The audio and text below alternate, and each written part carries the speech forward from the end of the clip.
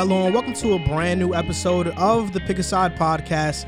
My name is Moran and I'm here with Riv and Andrew Velez, and this is now episode 100. This has to be a special episode since it is episode 100, and it will be. We're going to do an NBA mock draft, debate where Giannis ranks all time amongst the great power forwards, what's next for the Suns, and if Chris Paul or Russell Westbrook would be better for the Lakers. We'll also talk about Dame's best trade destinations and the Wizards hiring Wes Unseld Jr. And to end off the show, we will transition to football and talk Aaron Rodgers, Cam Akers injury, Offensive Rookie of the Year odds, and Matt Nagy. Wow. Third time's the charm. We tried that intro 2 times. It failed the first 2 times. You got to stop saying we, bro. Oof. It's a team thing. It's a team thing. You know, when the Lakers lose, they don't say LeBron lost. They say the Lakers lost. Debatable, but some people say debatable. Some people say LeBron didn't lose. The team lost, but LeBron didn't lose. Well, I messed up the intro 2 times. All right, you want me to take responsibility? I will. I'll take that's an honorable thing to do. So, hey, 100. Before we get on to the show, you know, shout out to Re-Up Juice Bar. Okay. It definitely got me read up, and it definitely got my mouth dried. There's ginger in here. That's why. You couldn't pay me to drink that. No way. Ginger is crazy. No, I mean, this has kale. It has honey. It has orange juice. Just because the ginger. No disrespect to Rebar. Shout out. Just ginger in general spicy, and drinks. man. No, thank you. That's why I think my Your mouth while talking caught a lot of Ginger does saliva. Okay. You know, I'm making excuses right now. This is episode 100, though. Boom. And Let's go. you know, even though this right here is kind of like a warm environment, I had to pop out the Pick a Side hoodie for this special occasion, for this special episode. You have Riv over here looking really fly right now with the Phillies hat, even though he's an Astros fan. Hey. And Andrew, you know, he got the Nike shirt on. He got green. He's looking like a leprechaun. We're 100 so episodes it's going to in, be a lucky show. and this seat has been rotated all 100 episodes. Happy to be here for the ride. I mean, that seat has been getting used like a slut. Word. Right now. Hey, I'm trying to hold it down for a little while though. Gangsta. You trying to be the one and done? Hey, let's hope. I think you will. I mean, we're you know, no disrespect to our former co-hosts, but No, shout out to them. Shout out to our them for former sure. co-hosts were great, but we never did anything outside the podcast. We got something planned soon, you know, going to a Mets game, building some off the pod chemistry. Hopefully this relationship lasts. Hopefully this podship lasts. Maybe that's like the proper word for like a relationship in a Eskimo podcast. brothers. Ayo. Ayo. Now, but yeah, the 100th episode. I know this is kind of a long intro, but let's just recap. I mean, last year during this time, exactly this time, July, this channel did not have 100 subscribers. Not even 100. Rough. Crazy. Our podcast downloads. I didn't post a podcast. I didn't post 10 podcasts on Apple or Spotify during that time because nobody downloaded it. Because of that, I was like, oh man. Then after 10 of not posting 10 of them, I said, you know what? I'll just post it. Yep. That's why on Buzzsprout, it's not our 100th episode. There's like only 91 out. That's exactly why. But a year later, you know, we're about to hit 6,000 subscribers. Each of our podcasts, the last 6 of them have gotten 100 downloads plus. We've been getting a lot of love, not only on Instagram, but on TikTok and on Twitter. You know, River's doing his thing on Twitter. Right now, we're almost at 200 followers. Let's go. Because, you know, he likes to tweet a lot and be active on there, use it as his own account. That's why, you know, if you're listening to this, Riv controls the Twitter account. That's him. It's obvious to tell. It's obvious. That's him. Yeah. Yeah, he ratted me out to this Twitter account called New York State. They were searching for him. Really? So I was like, well, I'm going to let What'd my they boy say? defend. They was like, who was the guy who said something about comment section? So I was like, oh, that's my boy. So I was like, you know, I'm gonna bring him in so he can what he defend did himself. is he just put my ad name out there. They was looking for him. It was a Knicks podcast. And then a couple replies later, this guy New York the State podcast or whatever, he replied, he was like, damn, this guy just dimed his man's out. Yeah, no, he did. That's funny though. That's funny though. And I was like, that's funny as hell. He really did dime me. Yeah, he did. He put my ad name without even asking me, without nothing. He just put it out there. I don't mind it though. I don't really care. You do that. You know what's funny? I was gonna text you like, yo, bro, people are on Twitter looking for you. But then I was just like, I could just add him. He could just. Hey, that's to pretty Twitter. cool. Low key, that's pretty cool, man. Yeah, it is. I mean, the tweet was a clip of our video about Sexton to the Knicks, and it was a clip of me saying that Colin Sexton to the Knicks would be a short-sighted move, and we have to be patient. But right after that, I said that unless it's the trade package of OB, Knox, and whatever, he cut that entire part out. Of course. And I was like, yeah, bro, you're going to cut out the part Is where that I when he said that's and he said it's to fit my push agenda. the narrative, facts. Yeah, it's to push my agenda. He had the Bane meme. That was pretty funny. Yeah, I mean, it's cool because they think we're Knicks content creators. I mean, we are to an extent, but I think we cover basically like every single team that has a storyline. For sure. It's hard to cover every team, but, you know. That's what makes us unique. When you only do 2 episodes a week, it's hard to cover every team. Definitely. You know, if we were to do like 5 a week, we could cover everything. That'd be ridiculous. You could cover everything. Yo, bro, we'd be so tired. But a lot of episodes wouldn't be as long. I don't know. I mean, you look at Colin Cowherd and all these guys. It's crazy because when you actually think about it, Colin Cowherd does a show Every Monday through single day. Friday, Yep. 3 hours a day. That is his job, literally, to do that. But to be fair, don't they do everything for him? He just comes in and talks. Yeah, that's why the only way that I would do that is if we would have a team or whatever. If I could just come in and just talk, I wouldn't do it every day. But if I got to do all the what Joel does, nah, I ain't doing that. No word. You got to give yourself a lot of credit for this too, man. Keep telling him that. You get 70%. What's going on? You get it all. Nah, man, you do a lot behind the scenes that no one 25. sees. I appreciate it. So let's go on to this mock draft. Let's go. And before we go on, it's like the last. This is the last. Like this is the last time we're gonna stop and not get into a segment. All good. If you want to rate and review our podcast, you can. You always got to shamelessly plug in your stuff. Hey, nothing wrong with that. And also, we're thinking about like starting. We have a Patreon, but we're thinking about pushing that further, just so we can make more like money off of this. Obviously, the goal is to, do this and not do anything else. So obviously, we're trying to push that in the future. So if we get annoying with that, just tell us and we'll stop. Do it. We'll definitely stop. But okay, now let's get on to this NBA mock draft. The NBA draft is one of my favorite times of the season. It's hard to decide. The start of the NFL season and the playoffs is my favorite. Then the NBA season. The NBA season kind of drags. The NBA playoffs are up there, though. The NBA draft, I love scouting prospects. And the NFL draft, I love scouting prospects for that, too. This is our NBA mock draft. And the way that we're going to do this is that we are going to play rock, paper, scissors, and shoot for the number 1 pick. And whoever gets it will draft 1. The next guy will draft 2. Then we'll draft 3. And let's say, Riv has the 6th overall pick. But I say, look, Riv, that's the Knicks. I want to draft for the Knicks. I want to trade. We want to trade spots.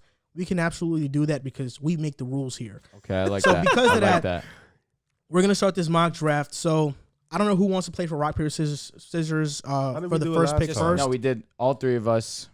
Whoever lost. I have the first pick last time. You did have the first pick. That's fire. All right. So let's all do it. Okay. How do you guys play? Rock, paper, scissors, and shoot, or rock, paper, scissors, shoot? Says shoot. Respectable. Says or and? Says. I mean, and says is the same. Rock, paper, syllables. scissors, says shoot. Rock, paper, scissors, and shoot? Yeah. Yeah, no, come on. Says shoot. Who says shoot? Come on, everyone. It's and shoot. Here we go. Rock, paper, scissors, says shoot. Oh, it's a 3-way tie. No way. Oh, wow. Let's go. All right, here we go. Rock, paper, scissors, says shoot. All right, let's go, Riff. Here we go. Rock, paper, scissors, says shoot. All right, first pick. Just to let you guys know, the first time, if you're listening to this, Andrew got rock, Riv got scissors, I got paper. Yep. And then the second time, Riv and Drew got rock, I got scissors, and then I got eliminated, and then Drew beat Riv. No, other way around. Yeah. Riv beat Drew. Okay. He caught on to my scheme. So I do rock every single time. So we're all on Fanspo, correct? Yes, sir. Okay, so who's your first overall pick? Pistons have this first. Number one pick is pretty obvious. I'm going to take Cade Cunningham. Detroit gets their guy, their franchise superstar, and their game changer. He fits perfectly with Killian Hayes, and I don't see why they wouldn't go anywhere else or trade this pick. So Cade is the clear number 1 pick in my eyes. Okay. So this is pretty easy for me, too. I feel like the Rockets are go ahead, you could do that. So I feel like this one's pretty easy for me, too. Rockets are chasing to find their replacement for Harden, and KPJ's more that point guard role where he could definitely feed his guys, and I look to this guy, Jalen Green, to be the primary scorer. He's definitely, in my opinion, the best scorer in this draft, so I feel like this is a pretty obvious pick here, too. So you're picking Jalen Green. Jalen Green to the Rockets, 2nd overall. They have no cap. That's hilarious. All right, the third pick. How? John Wall. The Eric third Gordon. pick in the NBA draft belongs to the Cleveland Cavaliers. And with the third pick, the Cleveland Cavaliers select Jonathan Kuminga from the G League Ignite team. Crazy. We go with the surprise pick. I like it. Cleveland doesn't go Mobley. They go with the wing and Kuminga, who they see a lot of potential in. Cavaliers fans may be mad, but hey, mock drafts are unpredictable, and I have Kuminga going to the Cavaliers. Explain that a little bit. Why do you feel like you got Kuminga over Mobley here? He's been linked to the Cavs. I think that the Cavaliers believe in Jared Allen, and I don't think they can have twin towers with Mobley and Allen. Okay. I don't believe in a lineup where Mobley plays a 4. I just don't. And if you draft Kuminga, you trade Sexton, you move Okoro to the 2, you have Kuminga at the 3, Garland at the 1, and whoever you trade Sexton for can fill that 4 spot. For example, if they trade with the Knicks, you get Obi back, a pick, and Knox. Obi can either be their starting 4 or he can come off the bench and it can be Kevin Love. And now Cleveland does what Cleveland does, and we'll see what happens. We're not sure. Obviously, that sounds like a disgusting lineup, but we're not sure how good Kuminga can be, because if he can be really good, then this might accelerate Cleveland's rebuild. For sure. Well, this puts me in a very, very, very tricky situation because I feel like Mobley dropping the 4 is what Toronto wants, but I think Suggs is still in the market because it really depends on what Kyle Lowry does. But going off the assumption that Suggs gets Kyle Lowry gets traded, he goes to a playoff team, I think a lineup of Van Vliet, Van Vliet, Trent Jr., Anunoby, Pascal Siakam, and Evan Mobley would be very dangerous. So I think with the 4th pick, because Joel went Kuminga at 3, Mobley's going to go at 4. I like that a lot. Okay. So now if I'm Orlando here, I'm ecstatic. Because I didn't think that this guy would be here. And it's unfortunate because you look at Orlando right now and they have a few guards up top, but you don't really know what they really are. They committed to Fultz for a little bit now, and you have Cole Anthony. But I feel like this guy right here, Jalen Suggs, he's going to be the difference maker of that squad. You're looking to this guy, and you feel like you need someone that can initiate the offense, that could go and get himself a bucket, that can get his teammates involved. So I'm going to go and get Jalen Suggs out of Gonzaga. Locked it in. Wow, to the Magic. That's a Sacramento Kings type move last year when they drafted Halliburton when they had De'Aaron Fox. Oh, this is perfect. I get the Warriors. Oh, that ended up working out pretty well. So with the 6th overall pick, This is crazy. now that Jalen Suggs is not on the board, because I was going to pick Jalen Suggs with the 6th pick, I'm going with Scotty Barnes, 6'9", 225 out of Florida State. I think this is an easy pick. Perfect. For the OKC Thunder. I think Scotty Barnes, at least athletically wise, he's one of the most athletic players in this draft, has a ton of potential, and I think he can relieve a lot of pressure off of Shea because he can play a point forward type of role. He calls himself a 6'9" point guard on Instagram. He believes he can play that, and I think this would be a good pick for OKC if he's there at 6. The Warriors are in a very tricky situation. They want to milk out what left they have of Steph Curry. Klay Thompson coming back from an injury. Draymond Green still plays at a high level. Jordan Poole broke out last year, and he played phenomenal. Andrew Wiggins is coming to his own. They have the 7th and the 14th pick. They can package it. They've been in talks with Dame, but we're going to go off the assumption that they pick with this pick. And I think that they go James Bucknight. And I think that because I feel like Klay can play the 3, but I feel like with him coming off an ACL injury, you're not going to expect he's going to have that two-way play, and you need guys who can get their own bucket on Golden State. So I think with Davion Mitchell, being undersized, being at that age, you kind of need a guy who can fit now but also fit for the future. So James Bucknight would be my pick at 7. Okay.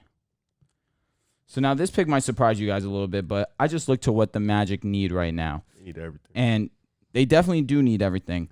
And, of course, with the first pick, I went shooting guard. And I just feel like I can't go another guard here. They're too guard heavy right now. And they traded away Vucevic. They need a big, but I'm not in love with Sengun. Sengun, help me out with how you pronounce his name. Sengun. So I feel like I'm going to go Usman Garuba here with the 8th pick overall. Whoa! I am. Yo, Magic fans are going to be mad as hell. And I get it 100%. I just look at Rocks, to what's exactly you need the Magic to get a scheme right now. Right now they don't have an identity. And I feel as if you bring Garuba, you bring in some defense, he can learn to play offense. Right now that's his big issue right now is that he doesn't have much of an offensive game, but you need to find it. If you're the Magic, you need an identity, and I feel like Garuba gives you that on the defensive side of the ball. So 8th pick, I'm going to go Usman Garuba. I cannot wait to read the comments. If the Magic, I'm interested in what they have to say too. If the Magic actually do that on draft day, you had control of both picks, by the way. Mm-hmm. If Yeah, they go, you definitely if did. they go Suggs and they go Garuba, Magic fans will riot. I guarantee they'll riot. So what would you have done if you were the Magic in that situation? With the 5th pick, I'm going Barnes. With the 8th pick, You took Barnes. No, I took. Oh, wait, no, you he did. took No, Suggs. oh, my. I was going to go Suggs. He went Suggs with Orlando. Wow. So that's why I couldn't go shooting guard again, especially. Wow. I mean, Suggs is a point, but like the thing is that if I was a Magic, I would have drafted Scotty, and with the 8th pick, since you took Buck Knight, I would have drafted Moody. That's what I would have done. Okay, which makes a lot of sense. I just feel like Suggs, talent wise, is just. You should have had Orlando. Well, we'll see how that goes. You know? I can't wait to read the comments. Me too. I'm interested. Sacramento, I need to hear this. What do they do? With the 9th overall pick, the Sacramento Kings are not going to select Davion Mitchell because, come on, we know he's not gonna go there. Mm-hmm. When I look at the roster right now, they have De'Aaron Fox, they have Halliburton, they have Buddy Hield. Harrison Barnes is that 3. Right now at the center spot, Raquan Holmes, he's a free agent. Marvin Bagley hasn't lived up to potential. I feel like they need a 3. And I feel like because Harrison Barnes next year's a free agent. Can I wait before you continue? Can I ask you a question? Is this pick your Sacramento? Or are you weighing which way are you leaning? Potential or NBA ready? Sacramento, based on what they did last year, they went NBA ready with Halliburton. So you think they go potential right now? I think they go NBA ready because I think Fox and those guys, they're ready to win right now. I agree. Because of that, I'm going I know with you're gonna take Franz Wagner. Yep. I'm going with Franz Wagner out of Michigan. I think Franz Wagner is a very versatile defender. I think he's better than his brother Mo. At least translating to the NBA game, he's better. College-wise, Mo was better. Yeah. But translating to the NBA, Franz Wagner is better, and he can shoot the ball as well. He can handle somewhat, and he was well coached by Juwan Howard at Michigan. So I think he'll be a good fit with Sacramento. So if you went potential, you would have took Jalen. Yes, absolutely. Okay, we was on the same page. Wow. So I have the Pelicans, and this team is a tricky one. But from what we've saw in the media, Lonzo Ball, we don't know if he's going to come back. They said they'll match an offer, but they're not going to go too far for Lonzo Ball.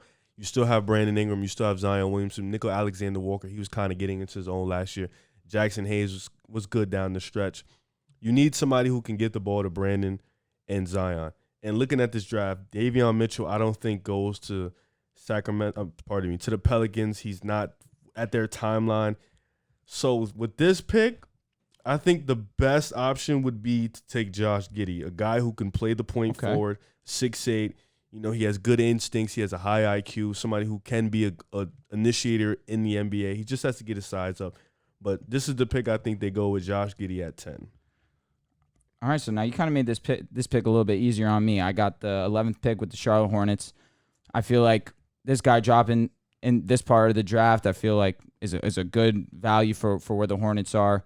Right now, you got LaMelo Ball there as, you know, that hybrid type guard where he's definitely got the size to I wouldn't say bump down low, but definitely be able to get his own down low too. But of course has that outside game to go with it, and he's probably going to be your primary ball handler. But I look at Charlotte and I just think that they need defense, and I'm not sure if I can rely on Devonta Graham, although he is a solid playmaker. I'm not sure if I can rely on him night in, night out. So I'm gonna lean Davion Mitchell here.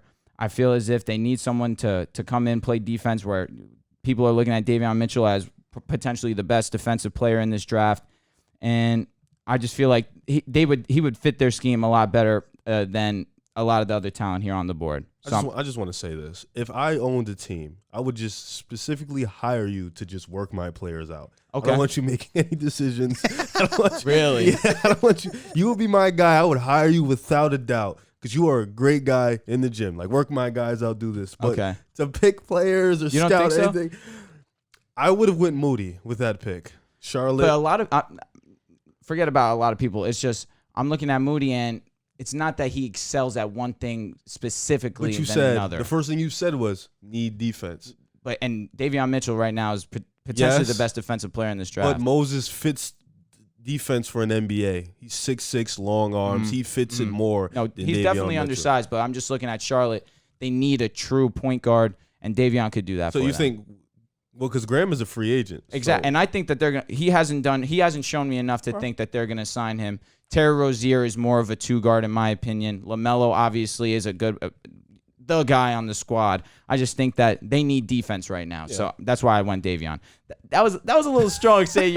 Fair. Listen, I think feel both of you guys are wrong. I think Moody wouldn't have been the ideal pick. If it was me, I would have picked Alperen Şengün.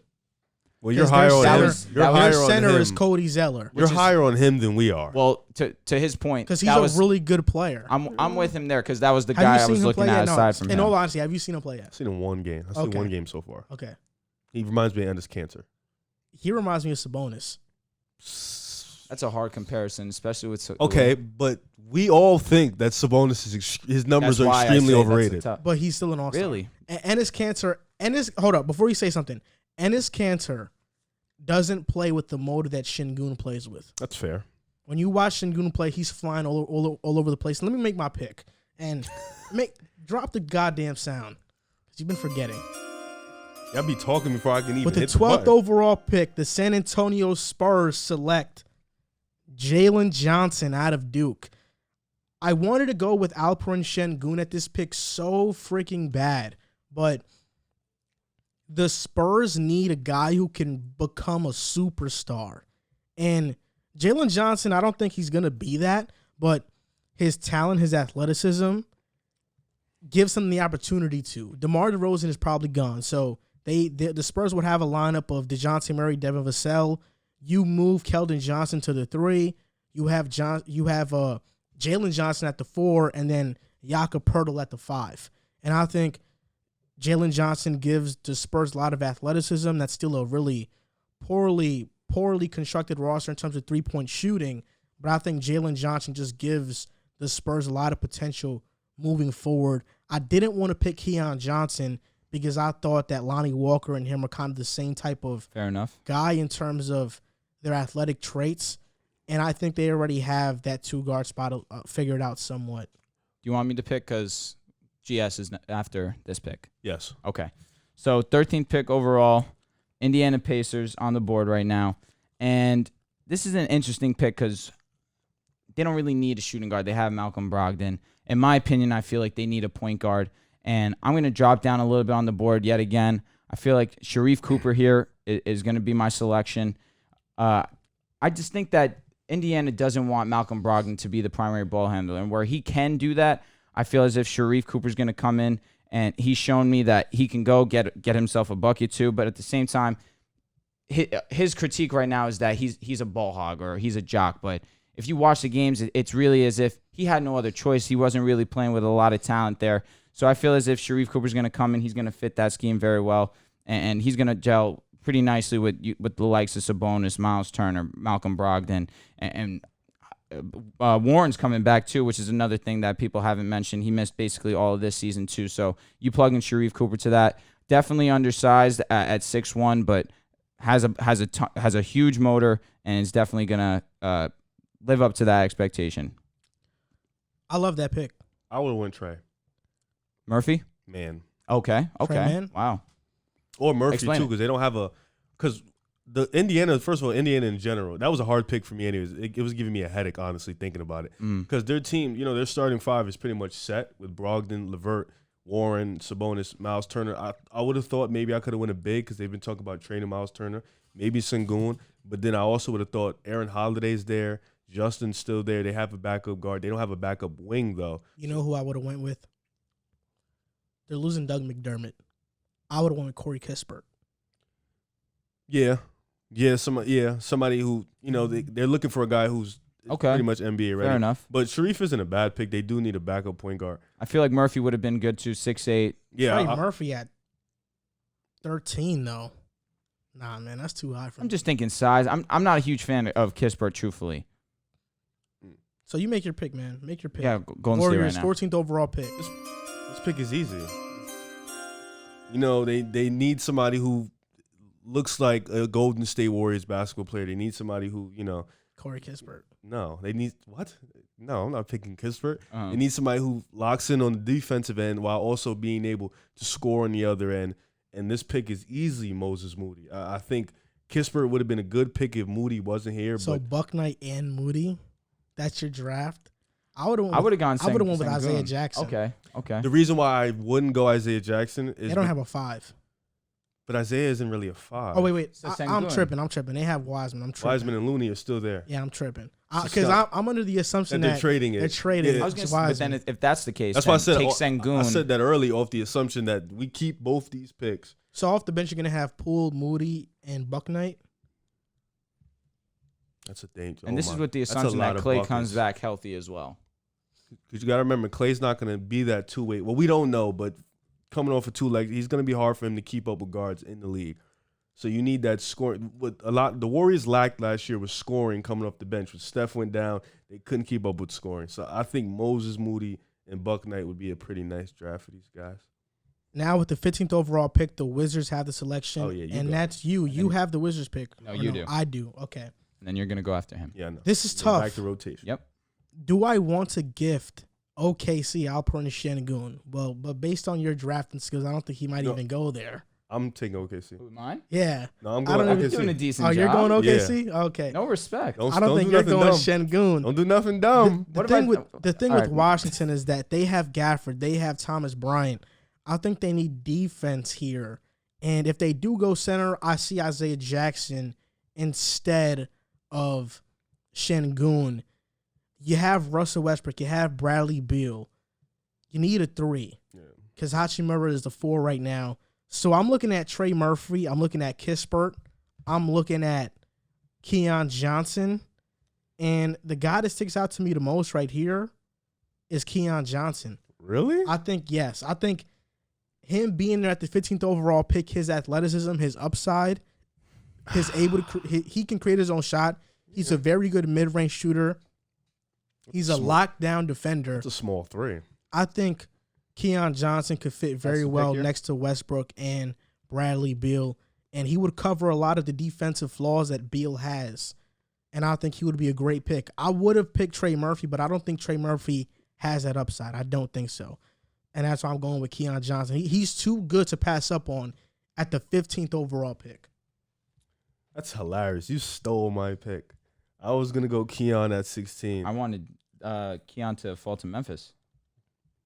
Well, you know, OKC is also another weird team. You know, they have a bunch of young guys, Poku, Maladon, SGA, Luke, and Dortz. But I think what they're really lacking is a 5. I don't think Poku is really a 5. He's too skinny. Darius Baisley, he's also not a 5. So I think the best position here, we get 16, we get Sengun. You know, we get a young guy, overseas guy. Okay. Get him in there to play our 5, and then we run a very smart, intelligent lineup. All right. So that means with the 17th pick in the 2021 NBA draft, the Memphis Grizzlies will be selecting Trey Murphy III out of Virginia. Now, you look at him, and he has a solid frame, 6'8", has a 7-foot wingspan, one of the best shooters in this draft, and you want to surround a guy like John Morant with other people that are able to get their shot off, and you want John Morant to be able to take to drive to the basket and kick it to an open guy. So I feel like Trey Murphy III is going to be my selection here. I would win Kispert. Really? Memphis needs like a shooter. But right now they really need a 2 guard. And you look at Dylan Brooks over there. It's like Dylan Brooks is holding down that 3 position for them right now. So for me, with the 18th overall pick, OKC. With the 6th overall pick, Scotty Barnes was the pick. With the 16th pick, Şengün was the pick. So we have a lineup of Shea, Dort, Barnes, Şengün. The only thing missing right there is a knockdown, dead-eye shooter. I don't want to interrupt you. Knicks have the next pick. Would you like to kick this to Riv?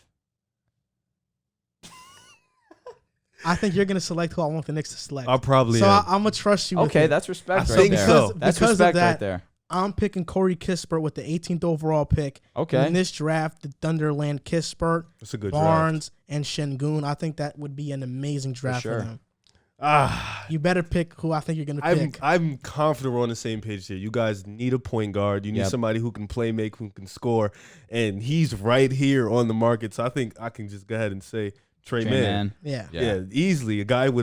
He's a weird guy, but he has a lot of upside, and he's somebody who can definitely be a really good player in the NBA. So I think I'm going to go Trey Mann here. And you better have a good pick next, too. Okay. Because you have Atlanta. Okay, so Atlanta's tough right now because obviously they just made the Eastern Conference Finals. They're on a high right now. But I look at their squad, and I look at Clint Capella, and obviously his defensive game is, outside of shot blocking, limited. So I look here, and I'm looking at the bigs available. I have Isaiah Jackson. I have Kai Jones. And I think I'm going to go size. I'm going to take Isaiah Jackson here. And truthfully, you have Coach Calipari. He's definitely been one of those guys that has been known to. You're taking Isaiah Jackson. What do you think? Do you think I should have took Kai Jones there? I don't think you should take a big man. They have Onyeka and they have Danilo on the bench. They need a center right now, truthfully. Onyeka is different. His defense is crazy. In my opinion, I'm not truly sold on him. So you don't think with Lou Will being 36, they don't need a point guard? You have Trae Young. Do you really need a point guard? Off the bench? So who would you have gone point? Jared Butler? Yeah. I don't know. That's your pick. Fair enough. Listen, I'm gonna stick to my guns. I feel as if they definitely need someone down low, especially with John Collins being a free agent. Right? Isaiah Jackson out of Kentucky. So again, you have John Collins, who it's not 100% certain that he's gonna come back, and God forbid he ends up walking. You're left at a hole at the power forward position. This guy can play that with Capella playing the 5 as well. And if you're not sold on Capella and you don't want to give him a contract, Isaiah could fit into that 5 also. So I'm pretty confident in that pick. You guys have been a little tough on me, but I'm solid with that one.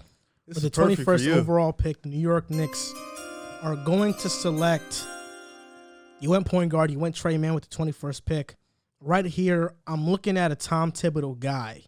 And when I think about a Tom Thibodeau type of guy, I think about a guy who has been well coached. I think about a guy who has ultimate versatility on the offensive and the defensive end.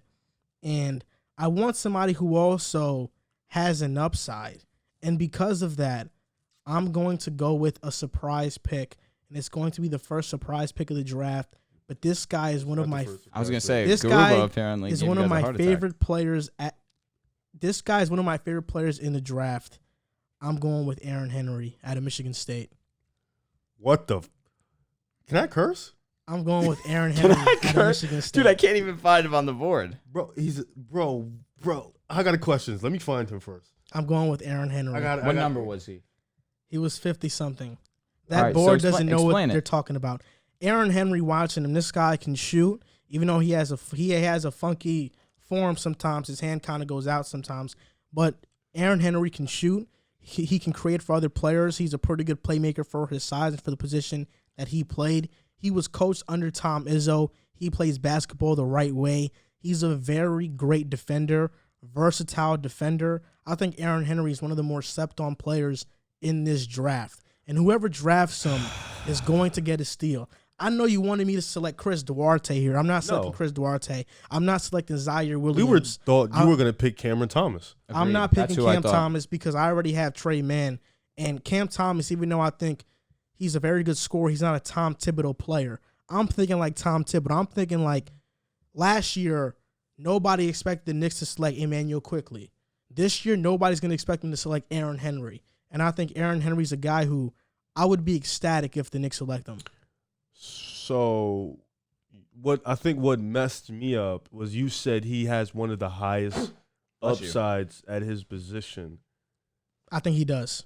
And you picked him over Zaire Williams? Zaire Williams is not somebody who I put a lot of stock into. But you put a lot of stock in Aaron Henry. I do. I do. I like Aaron Henry. That's tough. It's very tough. I don't know about that. That's a tough one, but okay. All right. Can I make the pick for my boys? Absolutely. Thank you, bro. All right. So with the 22nd pick in the 2021 NBA draft, the Los Angeles Lakers select Jared Butler out of Baylor. Okay. So right now, the big story right now is that the Lakers are looking for a point guard. and someone to take the ball out of LeBron's hands, which, in my opinion, I love the ball in LeBron's hands, but I get it. He's getting older. You want someone else to initiate the offense, give LeBron a break. And this guy's very versatile. He can get you a bucket. He's definitely has a willingness to pass the ball. So Jared Butler's going to be my selection here, and I'm definitely confident with this one, especially at pick 22. That's a good pick. Thanks, dude. Appreciate that. That's actually your best pick so far. I feel like I've had some good ones. Right. Houston. That's okay. Go ahead. Houston being at the position is that, we got our guy in Jalen Green. We got KPG. You heard that, right? Did you just rip ass? No, that wasn't me. I think that was this thing. Yeah, probably, yeah. I heard that too. Okay. I was like, hey, yo. KPG, you mean KPJ? Yeah, that's. I heard it was like It's KPJ, Jalen Green. Eric Gordon is probably going to be gone. We got Christian Wood. Jason Tate, he came out late. He's a little old, but he's still a really good player. We need a 3. And we kind of really need a 3 and a 4, somebody who is kind of an in-betweener. And based off Jalen Green getting picked up, I think right now we can go with a guy with a lot of potential and somebody where we can kind of wait and see on. And right now, it's tough because it's between Kai Jones and Zaire Williams for me right now. But I think I'm going to go. Actually, no, because I have this pick and the next pick. So can I just pick twice? You could do that. Unless you want to pick for the Rockets. You forfeit your pick if you do that. It's true. When are the Clippers? You the can Clippers have are the 25th pick. Yeah, they're right after. Nah, I'm not forfeiting my pick. All right. I need the Clippers. Actually, no. I'm going to forfeit my pick, yeah. Wow. So, Kai Jones right here, and then Zaire Williams right here. I think this is honestly a beautiful draft Nice. for the Houston Rockets. They get a versatile guy who can play on both ends and has the potential to be a real high-level player, and then Zaire Williams, who has a lot of potential too. I think bringing in these guys is definitely going to help this team into their future. So I think this is a really good draft for the Rockets. I got Clippers. With the Clippers right here, I think with the 25th pick, knowing Reggie Jackson is leaving, knowing you need a point guard, knowing Serge Ibaka may leave, I think they have a hole at the 5 spot. They could use a small ball 5. That could be also not there. That could be JT Thor, but I'm gonna go with Jaden Springer at this spot. I think Jaden Springer fits what the Clippers want to do. I think he plays with that edge. He's a really great defender. He's not much of a playmaker on offense or a shot creator at that, but he plays his role. He's efficient. He shoots the 3-ball well. He plays his role, and I think next to Kawhi and PG, he can fit. Okay. All right, so with the 26th pick in the 2021 NBA Draft, the Denver Nuggets will select Chris Duarte out of Oregon. Okay. So right now I'm looking at Denver, and I feel as if I'm not in love with the guards that they have. They definitely played – they overachieved in the playoffs. They had some great moments, but without Jamal Murray, they definitely were hurting. And I look at Chris Duarte as one of the best shooters in this draft, a guy who's 24 years old. So this is a guy that's going to be an NBA-ready type player now. And especially with the Nuggets, who are going to be wanting to chase a ring, especially after seeing a team like Milwaukee get it done. Denver has to be looking at their squad and think, we could definitely do this too. And they're going to want to draft a guy that's ready to go off, ready to go day one. And I feel like Chris Duarte is going to be that guy. It's your pick. Oh, wow. Okay. Brooklyn. You look at Brooklyn. James Harden, Kyrie Irving, Kevin Durant. They're in win now mode. Nicholas Claxton, he's kind of gotten that role. He's probably going to be the 5. Blake Griffin, we don't know if he's going to come back. You're probably going to get a lot of guys on the veteran. So building that young talent for just in case Kevin Durant, Harden, and Kyrie leave is going to be huge. And I think with Cameron Thomas being here, I don't see another pick that would be better. I think you pick Cameron Thomas for the future. You get a guy who can get a bucket. He can play if you need him to play. And he's also young, and you can build his game up, and he can be better. So I'm gonna go Cameron Thomas here with the Nets. Yeah, that's a tough pick. Okay, that's a tough pick. Okay, the 28th pick in the 2021 NBA Draft, the Philadelphia 76ers will be selecting JT Thor out of Auburn. I look at Philadelphia, and truthfully, they don't have many holes to me in that starting lineup. However, if I had to pinpoint one thing, They need a power forward. And JT Thor gives them size, gives them good ability down low to protect the rim. So I'm going to lean JT Thor here with that 28th pick overall. So with the 29th pick in the NBA draft, I think right now the Phoenix Suns, they might lose CP3. They might lose Campaign. So I think they're going to Sean Holland. A guy who's a hell of a scorer, is probably one of the best three-point shooters in this draft. I would have went with Grimes if Highland was off the board. I mean, if Highland was off the board, yeah. And a Primo? Josh Primo, to me, I think needs developing. That's why I'm not picking him at this spot. Fair enough. Now the last pick in the NBA draft, the 30th pick, the Utah Jazz. Who do they select? It's funny because, you know, we talked about it before. A lot of their problems was they needed a small ball big. And looking at the draft right now, Charles Bassey, I don't really see him as a small ball big. He's kind of a down in the paint. He's strong. He's kind of a little bit slow. Daron Sharp, he's not really that either. And I think, you know, picking Kessler Edwards at this pick, you know, this is the only pick in the draft that they have, but they need that type of guy. And they can go young with Isaiah Todd, or they can go NBA ready at Kessler Edwards. I think because of the situation they're in, and because of when now they're in, and how far they are in their, you know, in their direction, I think Kessler Edwards is the pick at 30. Okay.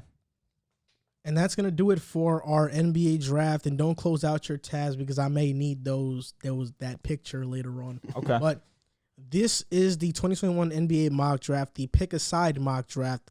Let us know in the comments down below, who do you think had the best picks out of all of us? And who had the worst picks? The worst picks? Yeah. You know, if you're a Magic fan, what did you think about Drew's picks? What do you think about, please let me know. All fan bases? You know, drafting Jalen Suggs, Usman Garuba. You know, all fan bases are welcome to give their input on our mock draft. So just to recap it, K to the Pistons, Green to the Rockets, Kuminga to the Cavs, Mobley to the Raptors, Suggs to the Magic, Barnes to the Thunder, Bucknight to the Warriors, Garuba to the Magic, Franz Wagner to the Kings, Josh Giddey Pelicans, Davion Mitchell Hornets, Jalen Johnson Spurs, Sharif Cooper Pacers, Moses Moody Warriors, Keon Johnson Wizards, Alperen Şengün OKC, Trey Murphy Grizzlies, Corey Kispert OKC, Trey Mann Knicks, Isaiah Jackson Atlanta, Aaron Henry Knicks, Jared Butler Lakers, Kai Jones Rockets, Chris Duarte Rockets,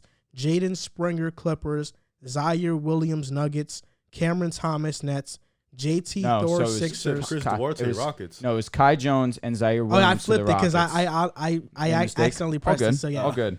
24 was Zaire Williams with the Rockets, and 26 was Chris Duarte with the Nuggets. JT Thor to the Sixers. 29 was Sean Holland to the Suns, and the last pick was Kessler Edwards to the Utah Jazz. And that's going to do it for our NBA mock drafts. So let us know your thoughts. So you guys didn't like Davion Mitchell to the Hornets? I don't think they need a guard. No comment. You got LaMelo, you got Rozier. But you think Rozier's going to stay long term? I don't think Davion Mitchell is. He's signed for another 2-3 years. I don't think Davion Mitchell is really going to be the 2. I think he's 6'1". He's undersized. Who are you saying? I'm Moran sorry. was a 2, though. He's about 6'2". He's not a starting 2. Yeah, that's true.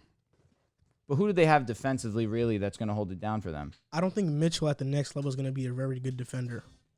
I think he'll be like an effort guy, but I don't think he'll be a great defender. It's just his arms. He's strong, though. His arms limit him. So if the Hornets wouldn't have selected him, where would he have gone? Probably to the Pacers at that point?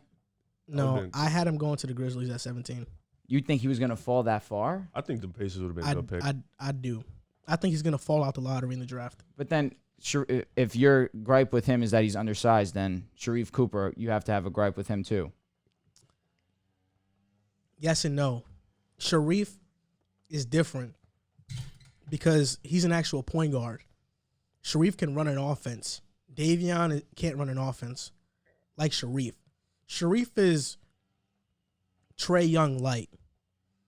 Sharif can legitimately run an offense. Okay. And in my mock draft, I had him going to Atlanta because if you have Trae Young starting, running at a high pick and roll, and then he sits down and takes a breather, now Sharif comes in and does the exact same thing.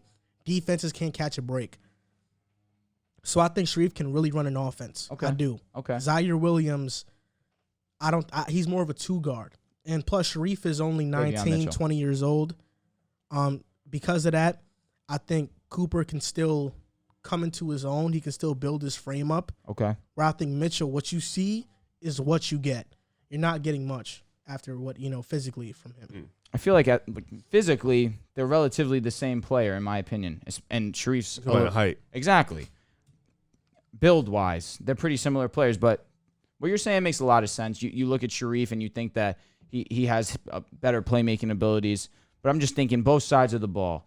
We've seen that how. Oh, Sharif could play D. He can, but Davion Mitchell is a better defender. And that's nothing against Sharif at all. Let me ask you something. This is what I'm going to ask you right now. Okay. Corey Kispert, or not even. I'm gonna use an NBA player. Joe Harris. Uh-huh. If in college his game was more as a slasher, how do you think he translates to the NBA? Not very well. Because he's a shooter, you think he can translate. Correct. Play styles matter. For sure. Davion Mitchell's play style is predicated off of creating his own shot. In college, he could do that because he was playing against worse athletes. Mm-hmm. At the NBA, when he doesn't have elite burst, when he has short arms, where he doesn't have elite quickness, he's not tall. There's a limited ceiling on that. There's a reason why Trae Young can do what he does at 6'1". That's because of his play style. Right. If Trae Young play style was Lou Will, he's not doing what he's doing because he's just a scorer. Like, I think Davion Mitchell and Sharif Cooper have 2 completely different play styles to the point that Sharif's fits the NBA game better. Okay. As somebody who can run your offense. Like, Davion can't run an offense. He's a guy who's going to play off ball. Can he be a You don't think that he can run an offense? He can't. No, he can't. Absolutely not. Jared Butler, I don't think can run an offense in the NBA. Okay. I think Jared Butler is more like Davion Mitchell and Jared Butler are off-ball guards to me. Okay. In terms of, in order to really maximize them as players, you have to place them with the star. So now I'm looking at the Hornets team, and I'm assuming LaMelo Ball is going to be the primary ball handler on that team. Isn't it all right that Davion Mitchell is going to be an off-ball guard on that squad? I think if he goes to the Hornets, the most he'll be is a 6-man. And what's wrong? That's okay. There's nothing wrong with that, but when you don't... Because Devontae Graham's the 6-man. He's going to be a free agent, but... That's why I like the pick. But when you're the Hornets... and your center has been Cody Zeller for years. Agreed. Good point there. And you have a Turkish League MVP sitting at your lap, which is the 3rd toughest league to play in the world. But I have heard that the Turkish League talent this season was the worst it's been in years. I don't know how true that is. Şengün would have been the right pick, in my opinion. Okay. Even if he's not, though, I think Moses Moody would have been better because Moses Moody with LaMelo, him being 6'6", him being 19, him being a better shooter than Davion Mitchell. Davion Mitchell, this was his only good year shooting the basketball from the 3. Moses Moody did that his freshman season. He shot 38% from 3 his freshman year, and he has the tools to be a very good NBA defender. You don't worry about size with him. He would have been a much better fit next to LaMelo. I think Davion Mitchell, as long as Rozier is there, he's coming off the bench. Do you think Rozier, well, obviously depending on the direction of the Hornets, and we'll digress after this because we got a whole bunch to talk about, but you don't think that Rozier, if he continues to play the way he does, he's not going to look to join a team to win a championship? I can't really say that with certainty. Okay. Yeah. Fair enough. Hey, let's move. That was good draft. Yeah. How many players play well and then say, I want to go win a championship? I mean, these players care about getting paid. In this NBA? Not a lot. There's very few guys. There's a very few guys that have been loyal. But Terry Rozier has always been a guy that I want to get paid. No. I don't think so. With Boston. That was opportunity. He wanted to get his opportunity. Correct. He didn't want to get paid. He wanted his opportunity. And get paid, though. No, he just wanted he was coming off the bench. Even better. You prove my point even better. He wants to be the guy. He wants to be what Reggie Jackson wanted to be when he went to Detroit. Because of that, I don't see Terry Rozier, at least at this age, going to a team to be a 6-man because he wants to win a chip. He wants to be the guy. He wants to be a starter. You don't think that he could be a starter? I'm trying to think of a good team for him. Hypothetically, he goes to the Nuggets. But the Lakers.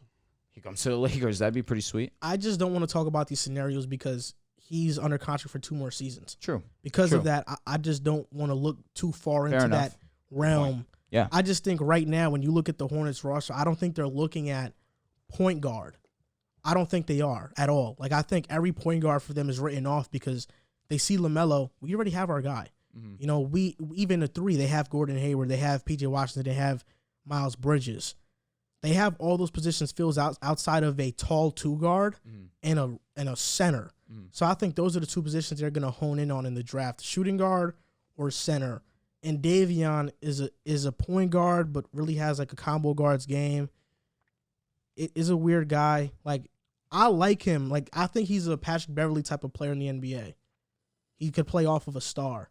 I don't think he is the focal point of an offense, though. Oh, I don't think that either. Yeah, and I don't think he can run an offense. Same thing with Jared Butler. I think Jared Butler, kind of like Jaden Springer, they're like George Hill type Jaden of Springer's guards. 19. Again, but I don't Exactly. feel, He has potential. I just don't feel Davion Mitchell has to run the offense if he were to go to Charlotte, because obviously you have LaMelo. I mean, off the bench, he would. And as the second unit, that's all right because he's going to be able to make his own, create his own offense. You look at, I'm not going to say he's going to be Lou Will, but you look at a guy like Lou Will. He gets second team minutes. He gets his own bucket. No one's going to complain about it if you're able to score in isolation. Yeah, I think Lou Will's game is just more of course, refined, absolutely, though, even at that age. Absolutely. No, that's why Lou Will got drafted out of high school, Mm-hmm. so he's been nice. Davion Mitchell really had to develop his game. Mm-hmm. Transfer from Auburn to come to Baylor, get his opportunity and play there. An absolute last thing I'll say. You guys mentioned how with Atlanta you would have gone point guard because Lou Will's getting up there in age and you wanted to back up to Trey. LaMelo just got hurt in his first season. Obviously, I don't think that's going to linger and he's going to have injury issues in the future, but God forbid he goes down. You have Devontae Graham leave next season. Well, I don't think, I think Davion Mitchell, like he said, I think him working on his game is kind of a credit to him. He's still can come in the league and work on his jump shot. Yeah. His work ethic is definitely, second to none. He has one of the highest work ethics. Definitely. But I think, like he said, you want to go for a big two. Fair enough. Somebody to fit more towards LaMelo. Okay. I don't think Terry Rozier is the future for them. I think he's just a right now thing. I agree. You're gonna keep going? I thought I thought you was getting ready to go on like on a monologue. No, I was done. No, that's it. Good so mock draft. The NBA Finals happened, and as we all know, the Bucks won a championship. We have a Giannis picture up here right now, holding the Finals MVP and the Finals trophy. That's a dope picture. OD. He looks He clean looks in that. smacked. Yeah, He looks smacked He probably too. is smacked. And Shout right out. now, everybody's talking about these two questions: where is Giannis going to rank all time amongst power forwards, and can Giannis be the GOAT? I have heard a lot of people say that Giannis could be the GOAT, and it's not too far-fetched. I do think that's crazy. I do think that's recency bias. But this all-time power forward rank, I don't think is.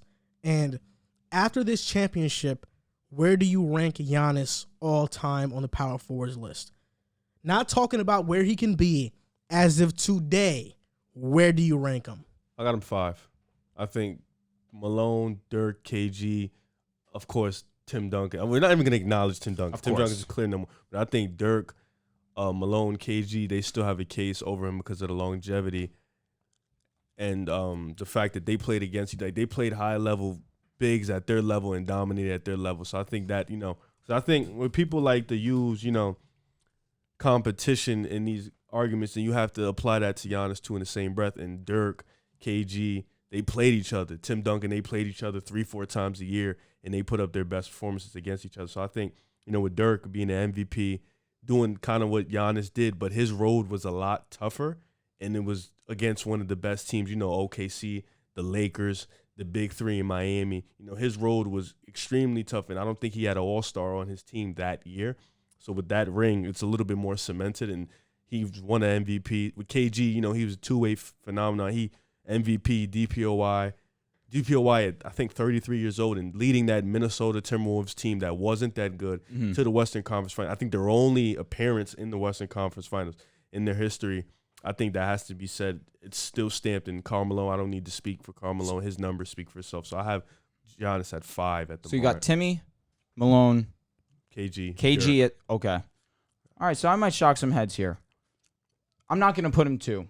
I think that's where he will get to at the end of his career, in my opinion. Because I've been on record saying what I was saying was he could get to 2. And the question is, where is he right now? I have Tim, I have Karl Malone, I have Dirk, I have Giannis, I have KG. And this is my logic behind it. Yeah, let's get into it. offensively, Giannis's numbers are better than KG's. Now, where KG makes the strong case is that he led a Minnesota Timberwolves team that was not very good to the Western Conference Finals, for sure. Credit to him there. Defensively, he's one of the best power forwards to ever play the game as well. I look at it from the offensive side of the ball, and I look at Giannis, and he averages more points per game than he does. And just on a regular looking at him, he's more dominant down low than Kevin Garnett was. Kevin Garnett was a little bit more versatile. He definitely had a good jump shot, no doubt about it. Passer too. That's up for debate. Giannis does a very good job of getting his teammates involved, and when he draws a double, triple team, he's able to, and that's fair because definitely Kevin Garnett was able to see the cutter and everything. But Giannis, as he's going to get older, he's only 26 again. Yeah. He's going to get older. He's going to learn how to do these things. And I just think as of right now, Giannis and KG defensively is not it is neck and neck. And I think offensively, personally, I lean Giannis more, and I have Dirk over KG because Dirk offensively is probably the best power forward we've ever seen. Karl Malone. No disrespect to Karl Malone. No. You think you take Dirk there? I don't think it's wrong to say Dirk is the best offense. Because he could shoot the ball. He was a force down low. He had an amazing fading jump shot. Karl has the points, obviously. For sure. That's why my mind for a quick second was like, I don't want to be disrespectful to Karl. But you wouldn't call Kareem the best scorer ever because fair enough. You know what? That's a very good point. So to digress, I just feel as if you have Giannis, who already has accomplished as much as he had at 26, and offensively, I just lean him more than KG. He's more dominant than KG was down low. The fact that he had this performance in the finals, he stayed in Milwaukee. He built it from the ground up. Most improved player, defensive player of the year, 2-time MVP, finals MVP. To do it with the squad that he started with means a lot to me. And that's why I give him the edge over KG. And I'm definitely interested in what Joel has to say because I see him give me the side eye like I said something crazy here. Oh, boy. First of all, let's talk about this right here. People are really overreacting to what Giannis is doing right now. He did something great. But let's pump the damn brakes. I've heard some people say he's better than Duncan. Egregious. People did that with AD. Exactly.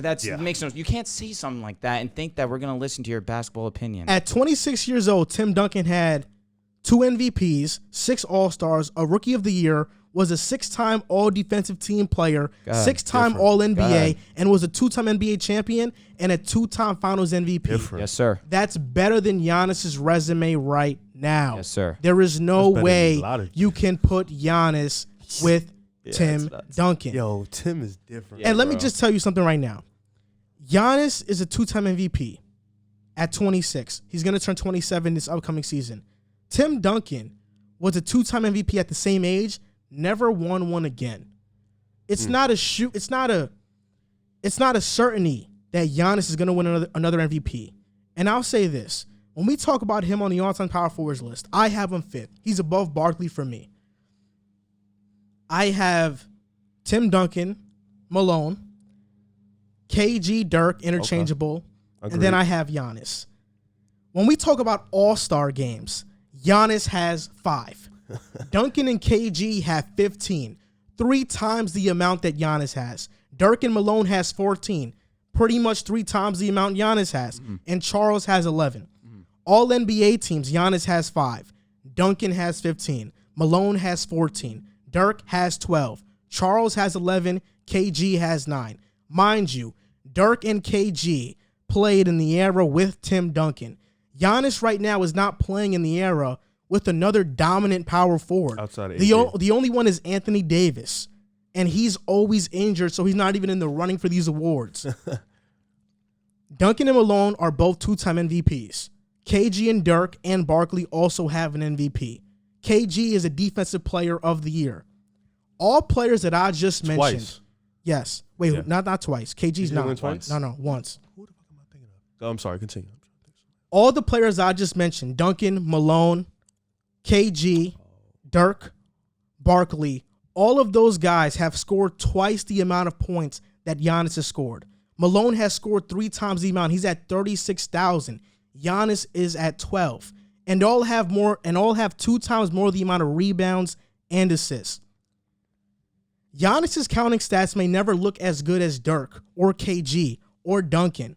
And mind you, these 3 players played in the mid-2000s, one of the slowest paced eras in the NBA. Giannis averages more points than KG, than Dirk. He's not a better offensive player than them. No, he's Garnett? not. No, Garnett. Definitely not Dirk. No. Definitely not Dirk. I'm not arguing Dirk. Kevin Garnett's ability to put the ball on the floor, to shoot a 10 to 15 a jump shot, 10 to 15-foot jump shot. He went at his You didn't age. see Giannis do that in the finals this year? Did you see KG in Minnesota? Oh, bro? no. KG was different. I'm not. Listen, KG I at started with Giannis's that. age, KG at 26, was one of the more athletic players in the NBA. For sure. As his career progressed, he changed his game. He adjusted to the game. Okay. But at that time, he was very athletic. He was dunking on people as well. KG and Dirk are better offensive players than Giannis. Duncan is a better offensive player than Giannis. Malone is a better offensive player than Giannis. Giannis has the numbers, but like I said, the 2000s era was one of the more slow-paced eras in the NBA. Right now, we're playing in an offensive inflated era. An offensive inflated era. Not only that, but the spacing in this era is insane to where Giannis has the entire floor. Back then, they didn't have it. KG took a scrub team to the Western Conference Finals, a loaded West. Those are things we have to put respect on. This is why people have to pump the brakes. Giannis has to maintain this level of greatness to crack the top 4 top power forwards of all times list.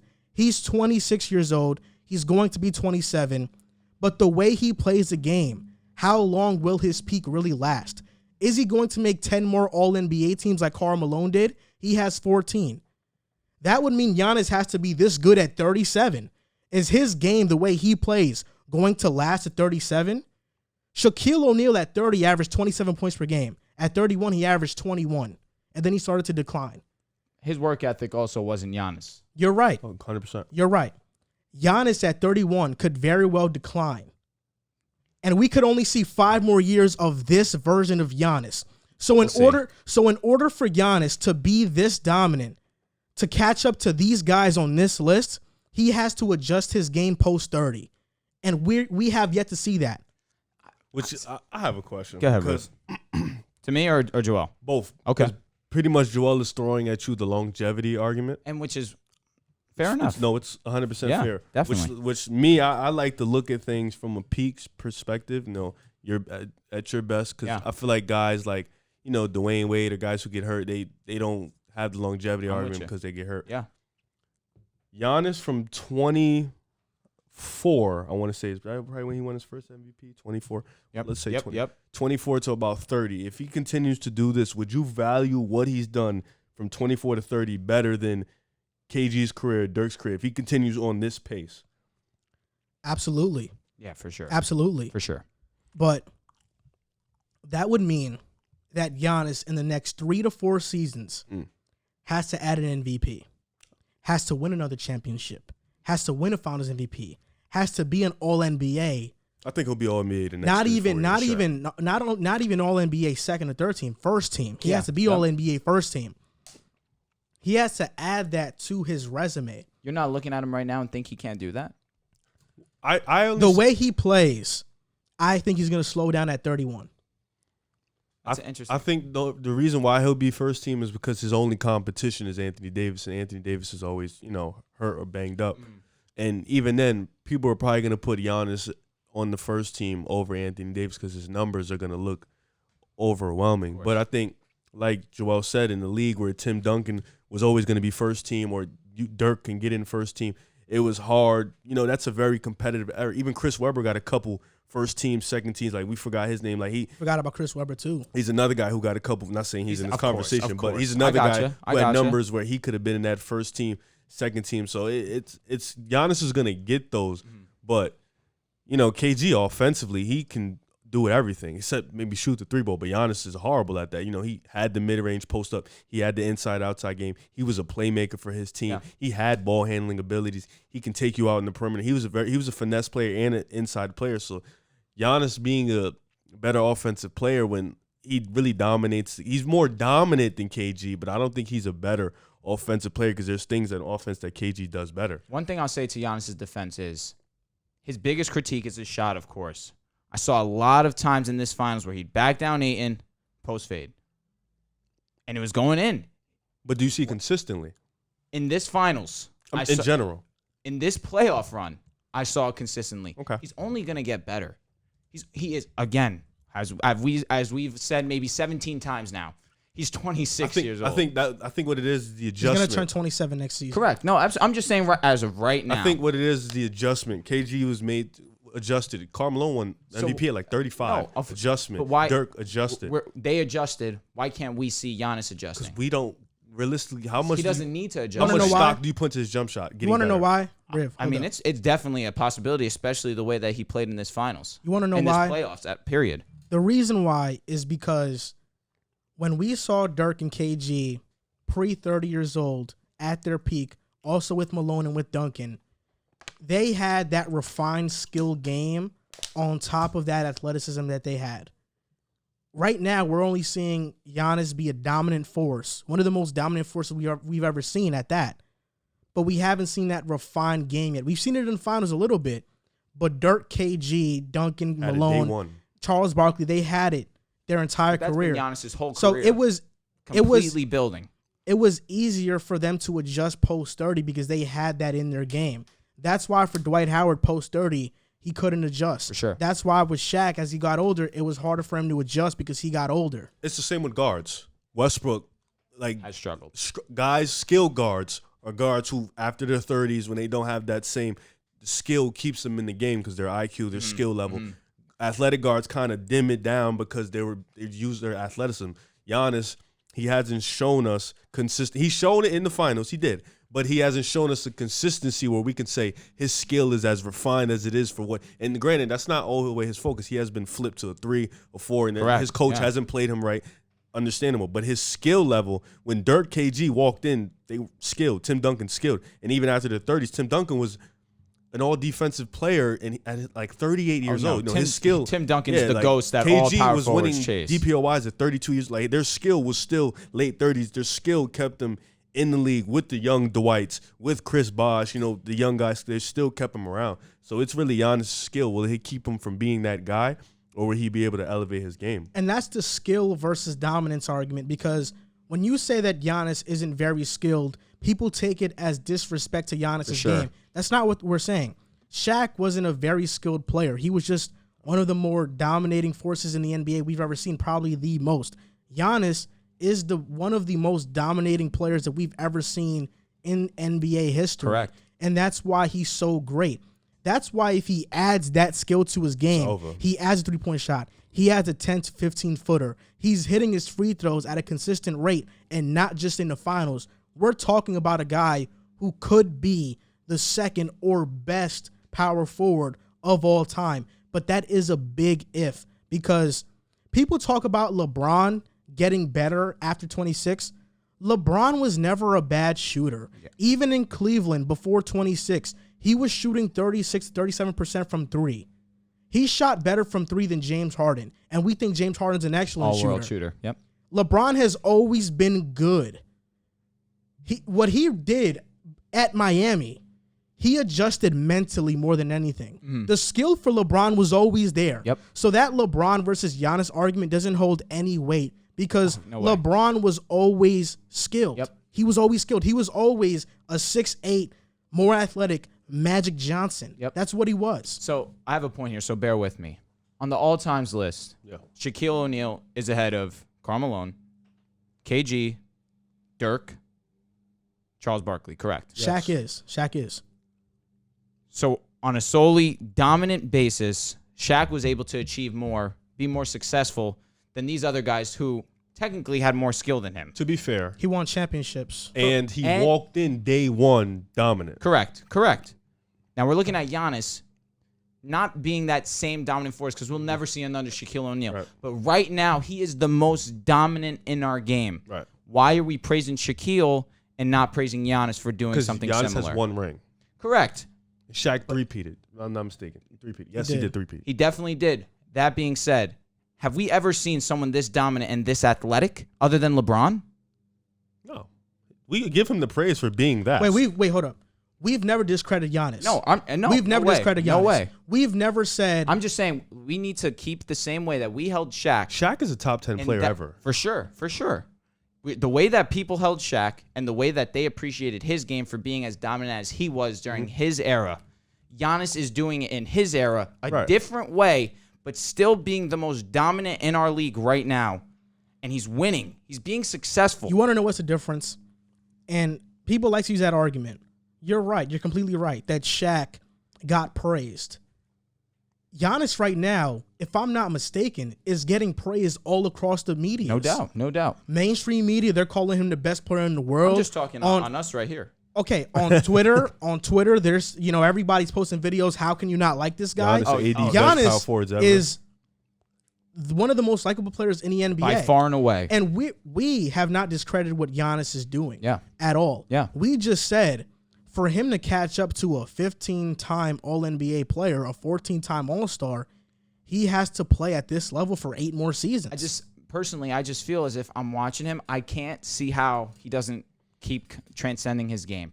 Me personally. Well, if we're comparing him to Shaq, which you like to say, Shaq didn't. Shaq didn't transcend his game. However, Giannis still has that jump shot. Not that it's better than Shaquille O'Neal's.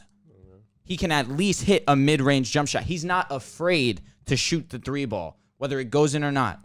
And that's true, but also I'll say this. Shaq had better post moves than Giannis. Without a doubt. He had better footwork without than a doubt. Giannis. That being said, we saw in this finals Giannis's work in the offseason coming to fruition, hitting the jump hook over Ayton. They drew a triple team on him. His mental capacity to be able to realize, listen, I don't need to force a shot here. I have Drew Holiday. I have Chris Middleton, who I can rely on 100%. That mental savvy of the game is what's going to allow him to have success for a long duration in our league. Okay. The argument here is, where does Giannis rank all time? Me and Riff have him at 5. I have him at 4. You have him at 4. And Giannis being the third or second or the best power forward of all time really depends on him being able to be more than just dominant, to transcend his game post 30. Because for him to reach Dirk, for him to reach KG, for him to reach Malone, Duncan, he has to be great, this great, at 34 years old. The way that Giannis plays the game currently, it's a question if that's going to happen. If he plays the way that he did in the finals for years to come, you don't see him catching him? If Dwayne Wade played the way he did in the 06 finals... But Dwayne Wade's the third best shooting guard of all time already. Yeah, but if he played the way he played in that finals, he might be the best. Ever? Probably. The way he played in that finals. The knees ain't break down. I mean, if Jamal Murray played the way that he played in the playoffs... It's just the way that we Jamal have to Murray's, see. So you think he can be one? No. Oh, okay. Giannis? But I'm just saying, hold up. Jesus. Back to my point. I was asking. No. The way Jamal Murray plays in the playoffs, if he plays like that in the regular season, he's a top 3 point guard in the league right now. So we can use that hypothetical, but at the end of the day, Giannis still does it both. But at the end of the day, that argument's... No, it's not. I'm talking no, because we're talking about a small sample size and saying Giannis has done it for 3-4 years now. Averaging 35. You're talking about the finals, how he played in the finals. Okay. No, that's what I'm talking about. Okay. You talked about playing in the finals. So we're going to use a 6-game sample size. This whole playoffs, Giannis was unbelievable. He was unbelievable. Yeah. This whole playoffs. I'm talking players before, because we're talking the finals. Players before have been unbelievable the whole playoffs as well. But he's also been amazing in the regular season. Do you see Giannis scoring 35 a game in the regular season? He could. But do you see him doing it? Probably not, because that wouldn't translate to wins. I disagree with that. I think it would. I just don't think so. Because tear his body down. Yeah, that's the thing. I think it would definitely translate to wins, but Budenholzer would run Giannis to the ground. But then you're taking the ball out of Middleton's hands when you just seen what happens when you give the ball to him. Drew Holiday. No, I don't think so, because we just seen Giannis average 35 with Middleton with the ball in his hands this entire playoff run. I'm just saying. You elevate your game more in the finals. I'm just saying in the playoffs. Excuse me. We can't just be like, if Giannis plays like how he played like in these 6 games for the rest of his career, he's going to be there. I mean, yeah, that's a small-ass sample size. We have to see what he does for a duration of a season. Like, I'm just not going to use 6 games and be like, if he plays like this. So what about the whole postseason? All postseason, this was a fantastic playoff run, but this was a playoff run void of competition and void of teams that can actually guard him the correct way. The Nets had nobody to guard him. Atlanta had nobody to guard him. Next season they still have someone to guard. They have someone to guard him. Hopefully. The Nets going Whether into this, they beat him or not is different than guarding him. I think the Nets this the thing. will beat him. Yeah. Healthy Nets will beat him. There's no one that will guard Giannis. Agreed. In the East, there's no one that could guard Giannis.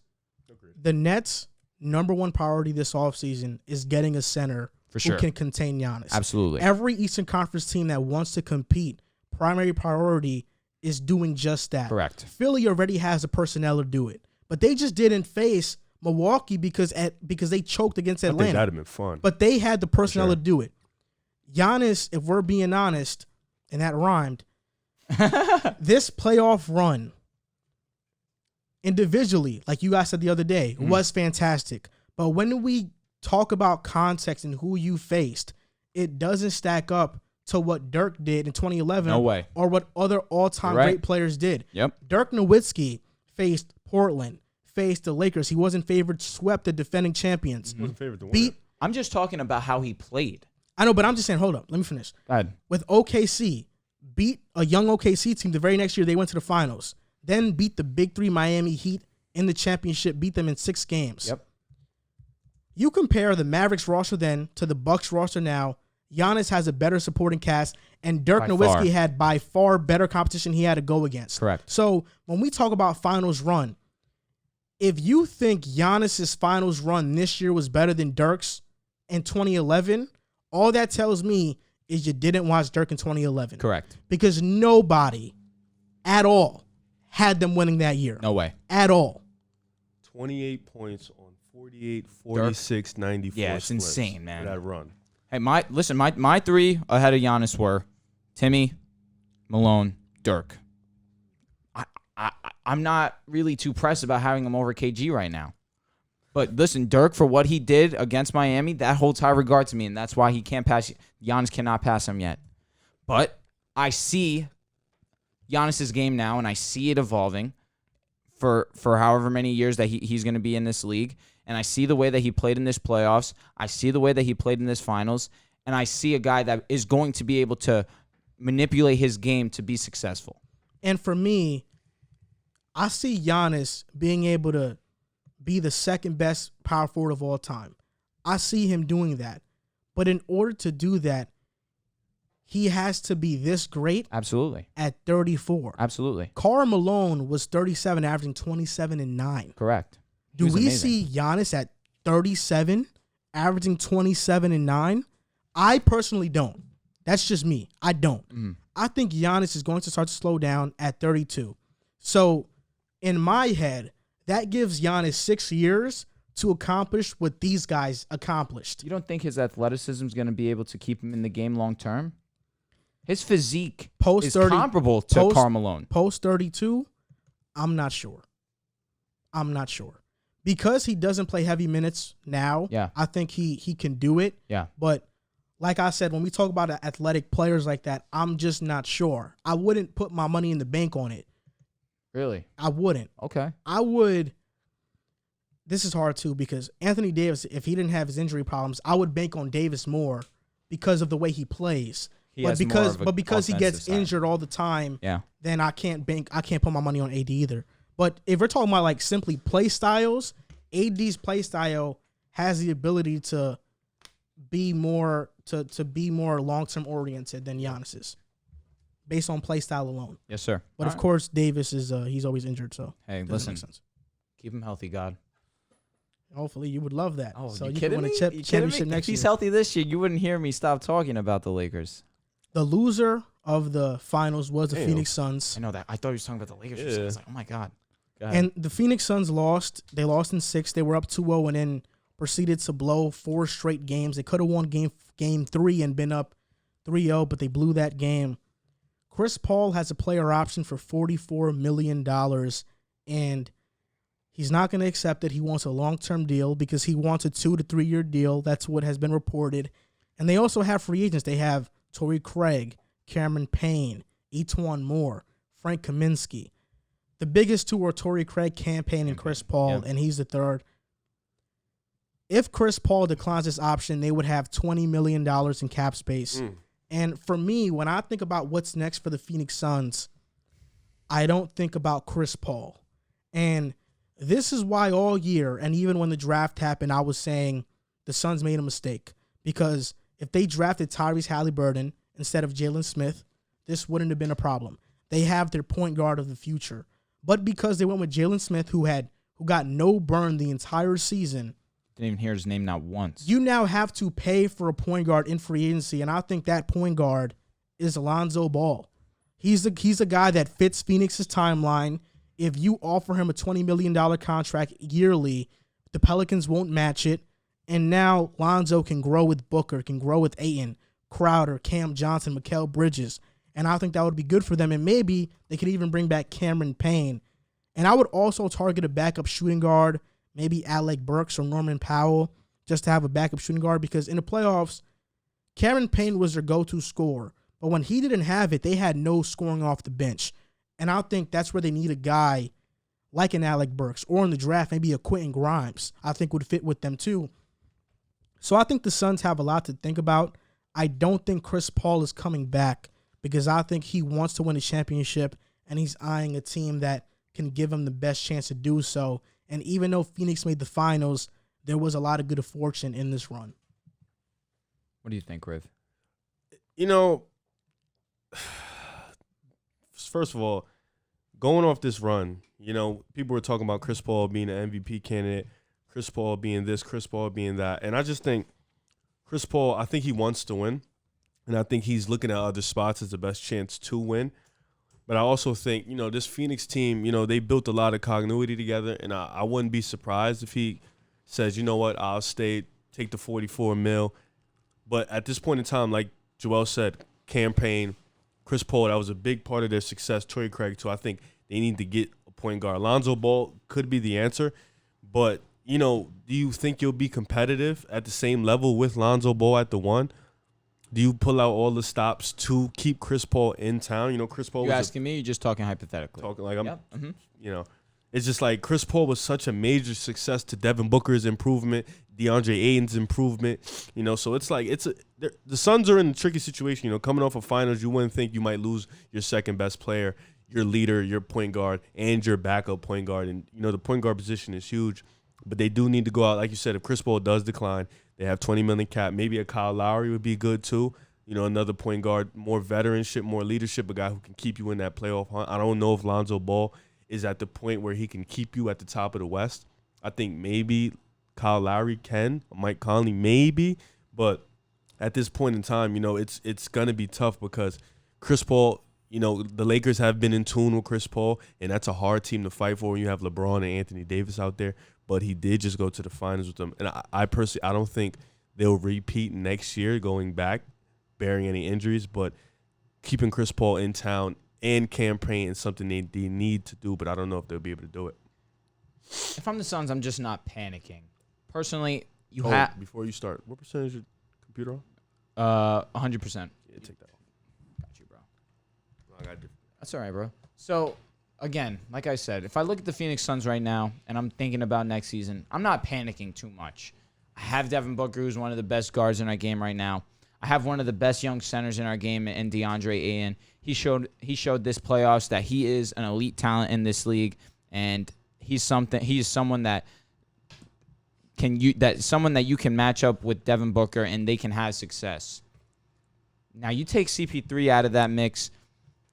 I don't think that they're obviously going to reach the heights that they did this season, of course, with the leadership that he brings.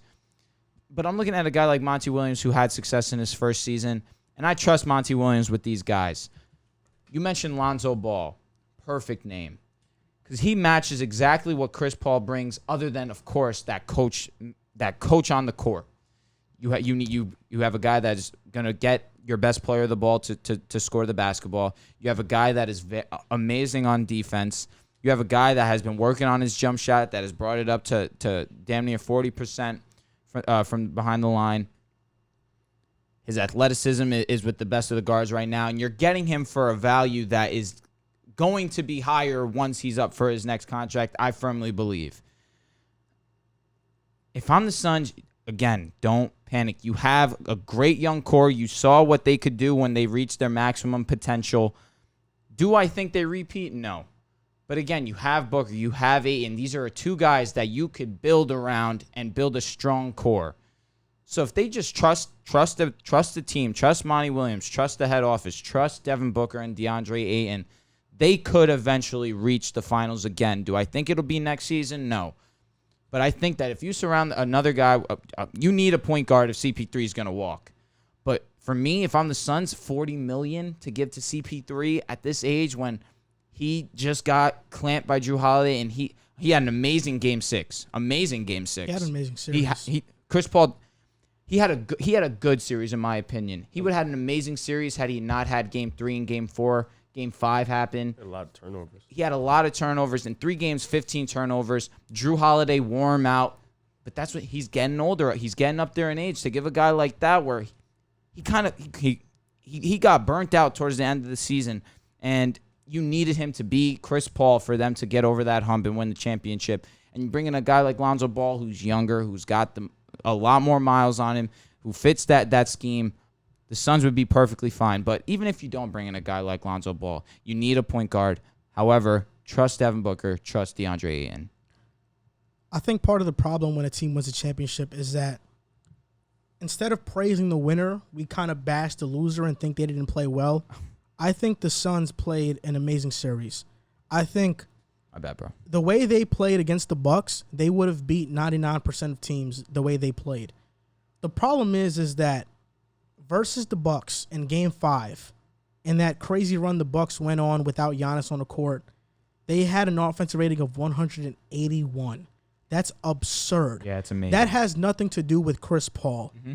Chris Paul did what he had to do in this series. He had some bad moments, but that doesn't change the fact that he overall he had a good series. It's just that in Game 5, Devin Booker turns over the ball. Jrue Holiday lobs it to Giannis. Game 3, Chris Paul turns over the ball, doesn't find Booker. There were just key moments in some of these games that didn't go their way. And because of those moments, because they were big-time moments, we point at that and ignore everything else that happened and say, okay, he played good. He didn't play that bad. We try to make these, we try to minimize their performance. I think Chris Paul played excellent. If you look at his shooting splits, if you look at his stats, he played amazing. Even watching the game, I think he controlled the tempo of the game. There were times that I thought Chris Paul was a liability. I don't think Jrue Holiday clamping him was him wearing down. I thought it was just great defense by Jrue Holiday. And I think when you have Jrue Holiday in a position where he can get somebody one-on-one, that's what's going to happen. For sure. Against Atlanta, they didn't allow Trae Young to go one-on-one with Jrue Holiday. There was always a screen for Trae Young. Yep. Chris Paul didn't have that luxury because DeAndre Ayton's screens in his finals weren't very good. Correct. DeAndre Ayton didn't play up to his potential. Mikal Bridges, outside of a couple of games, didn't play up to his potential. Dario Saric being out was huge. They had to slide in Frank Kaminsky. Torrey Craig didn't play up to his potential. I thought Devin Booker, Chris Paul, Jay Crowder, they all played phenomenal. But some of the other guys that we were expecting to step up didn't step up. This is the reason why I don't think the Suns should bring back Chris Paul. I get that they just went to the finals, but realistically, are they contenders next season if every team is healthy in the West? I don't believe they are. I don't believe they're a top 4 team in the Western Conference. I think they are. Top 4? With the Clippers not having Kawhi for a bulk of the season. Very good point. But they had success without him still. But you think they're a top 4 team? I think they're better than Jazz. I think the Jazz are better than them. I just thought Mike Conley was out. But I thought the Jazz would have beat the Suns in WCF. I think so too. But I'm Jazz saying will we're be talking about back. going into this year. Warriors, obviously the Lakers. I still think the Clippers are going to be up there. I think the Suns could be a top 4 team. That's pretty I accurate. think I the want Jazz, to if they finish get Mike my Conley back. statement. So I don't think they should bring back Chris Paul because I think it's a short-sighted move. He just led them to the finals. I don't believe they're contenders next season. If you give Chris Paul big-time money right now, let's say it's a 2-year deal. When that 2-year deal is over, you're already going to pay DeAndre Ayton. You already paid Mikal Bridges. You already paid Devin Booker. That means that you have no more cap space once Paul's contract is done to get a good to great point guard. Chris Paul's timeline doesn't fit with the Suns' timeline. I think Lonzo Ball is a huge drop-off from Chris Paul, a gigantic drop-off. Sure. But I think Lonzo Ball, with the Suns' offense, with the coach like Monty Williams, can finally unlock himself as a player, can have that confidence. He just had a career season. We know that he's a pass-first point guard. He can help Devin Booker, but I think most importantly, he can grow with DeAndre Ayton. And now all of these guys are on the exact same timeline, and I think that matters more. So you think Alonzo Ball, DeAndre Ayton, Devin Booker, big three is the go-to for the future? Because Ayton and Bridges contracts, they're due for an extension next year. I think that's their best chance because Chris Paul. Because even if, say for example, they do sign Chris Paul to a 1 or 2 year deal, it probably won't be long. He'll probably either retire. That's true. Or the deal will be up. Okay, once Chris Paul's deal is up, where do they go? Well, they still have to pay the other guys regardless. Okay, but In terms of point guard, I'm but assuming. if they sign Lonzo Ball right now, they can go over the cap to sign their guys. No, they can go over the cap regardless, but Not to sign Lonzo Ball. Yeah. Not to sign if once CP3's contract is over, his next one. Yeah. And they already paid their guys. They don't have the cap anymore to sign another player. Yeah. That's of any worth. Because of that, So they're basically. I think they should go with Lonzo now and just So you're say banking on goodbye Lonzo's to potential. CP3. I mean, look, even with how he is as a player right now, giving you 15, 6, and 7, I think that's a pretty good point guard. For sure. Like I've been saying all year, yeah, he's good. I think they should have drafted I'm a Halliburton. supporter. But when we talk about Phoenix, what really is going to get them over the top in the future is Devin Booker taking the next step and like even a bigger step than where he's at now. But most importantly, it's DeAndre Ayton becoming a dominant center. That's what they're banking on for the future. Even if Chris Paul comes back at 37 years old, I mean, what really, realistically, what is the ceiling if DeAndre Ayton doesn't improve much past what he's right now? It's Lonzo Ball. You know, he's a good player, but banking on his potential when they've just went to the finals, I think that's like a couple steps down. You know, with teams like realistically, let's just jot out the teams. Why you keep stepping on my foot? I don't know that's your foot. Yeah, that's my foot. Yeah, I don't know. It's your foot. You know, just throw out some teams coming into next season. Does Lonzo Ball make them still over the top for Denver? I don't know. Lakers? Hell no. Utah? No. But you already think they're not going to go back to the finals, correct? If Chris Paul comes back? Yes. No, I don't think so. So if that's the case, But they're gonna. I think. why with not just I think with think about Lonzo the Ball future? though, I mean, yeah, you could think about the future, but I don't know. and money? That's 25 extra million. That is Let me true. tell you something, Riv. The money is very terrible.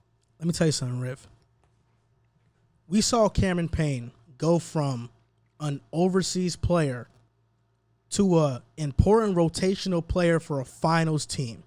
You don't think Lonzo can go from what he is right now, a starter, to an all-star caliber guard He was following With- behind Chris Paul. with Monty Williams' tutelage? That was Chris Paul's leadership in the locker room. He's playing behind Chris Paul. Cameron Payne was good in the bubble with the Suns. Yeah, but that was a small sample size. Oh, did right, it- but he And then he did it again. He next did it season. again. That is But I'm fair. saying in the bubble, he showed out as well. That is fair. He was showing out with them. That's fair.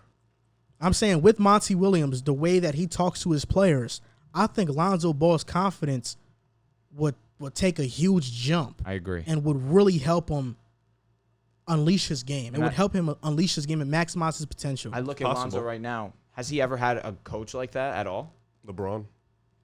He's not a coach like that. And I He's not. he's not a coach like Yeah, but yeah, and a point guard standpoint, like CP3 is, but he's being disrespectful. He is. I'm not being disrespectful. It's a fact. He quit on his team, bro. Oh my god! Thank you. You gotta stop with that. Did you see my video? My video that explains it, bro. Anyways, he hasn't had a coach like Monty Williams. You know, we just like synced twice. Just yeah, now, right? yeah, OD. It's like one of those basketball memes where they like both like transition to the court at the same exact time. But regardless of that, he hasn't had a coach like Monty Williams. That's fair. Like at all in his career. That's a fair point. Had Luke Walton. Then I think he had a season. I think who was the coach the next season? It doesn't matter. Regardless, but who was that head coach before? Lionel Hollins, Stan Van Gundy. And God. Yuck. And now you get a guy like Monty Williams who. That's a fair point. You understand what I'm trying to say there? I trust that there. I get where you guys are coming from. You know, Monty Williams did show out this year. It's just hard for me to believe in Lonzo. You know, this was his year 4. You know, granted, he hasn't had the best coaches, but he hasn't, you know, he's improved, but it's been slight improvements. You know, Phoenix being, as they're looking at the West, where the West is still, you know, that West it is. For sure. Teams are coming back. Players are coming back. You know, they want to stay at the top of the mountain, and it's just going to be tough for Lonzo Ball being there. I mean, the replacement for Chris Paul was Cameron Payne. Oh, my God. And you would rather trust Lonzo than Cam Payne. Like I've been saying, if they would have drafted Tyrese Halliburton, we all know this wouldn't have been a problem. Over the past, yesterday I believe I was watching Undisputed. I was watching, and because I was bored. I like Undisputed. I mean, I think it's entertaining. I don't like. That's what it is most. I don't go to them for analysts. Analysis. Yeah, I go to them and giggle and laugh. They had this segment about if the 2020 Lakers are a super team.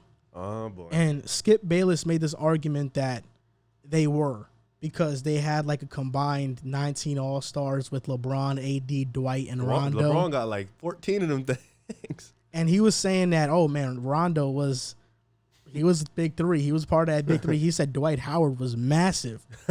So obviously this was a topic that we were going to talk about, but I think that we all think the same way. I don't think this was a super team. Wait, what the? You think this Lakers team was? No, you texted us and said absolutely. We have the receipts. Unless you were joking. We have the receipts. No, I was joking. Oh, I wasn't being serious. See, we can't tell with you because you argued. No, wait. You argued that last year though. No, I didn't. Yes, you did. When Drummond got there, you was like, "This is a super team. John Drummond's an all-star." Last year Drummond got there this year. Well, the Reverend Drummond came here. You was arguing. Yes, because Drummond's an all-star. He's actually an all-star. But he hasn't been one in God knows how long. No, he hasn't. He was there like last year. 2020? He wasn't there 2020. Look, let's check Andre Drummond's last all-star game. I got it. Boy, it wasn't as far back as Howard's and Rondo. It was 2018. It wasn't as far as Rondo and Howard's. Well, they're old. Yeah, but Andre Drummond, he's putting up numbers similar to his all-star year. 2018 All-Star Reserve. Okay. I knew it, yeah. He hasn't been an all-star in a long time. A long time? Come on, it's been 2 years. It's not a long time. But you thought they was a super 3 team. years. You thought they was a super team because of Andre Drummond. Because he LeBron, AD, Drummond, then you had a bunch of good players on the team. Oh my! So what changed? You watched them play. No, what changed? I want to know why you said you were joking. That he was not joking. I don't think he was joking. I was joking. How can you tell me if I'm joking? I don't know, bro. I know you were talking about some hell yeah. Like we were like, what the hell? With 2020, absolutely they were. That was your text. With 2020, no, they weren't. Obviously not. Why would I say that? All right, you said it. That's why I was.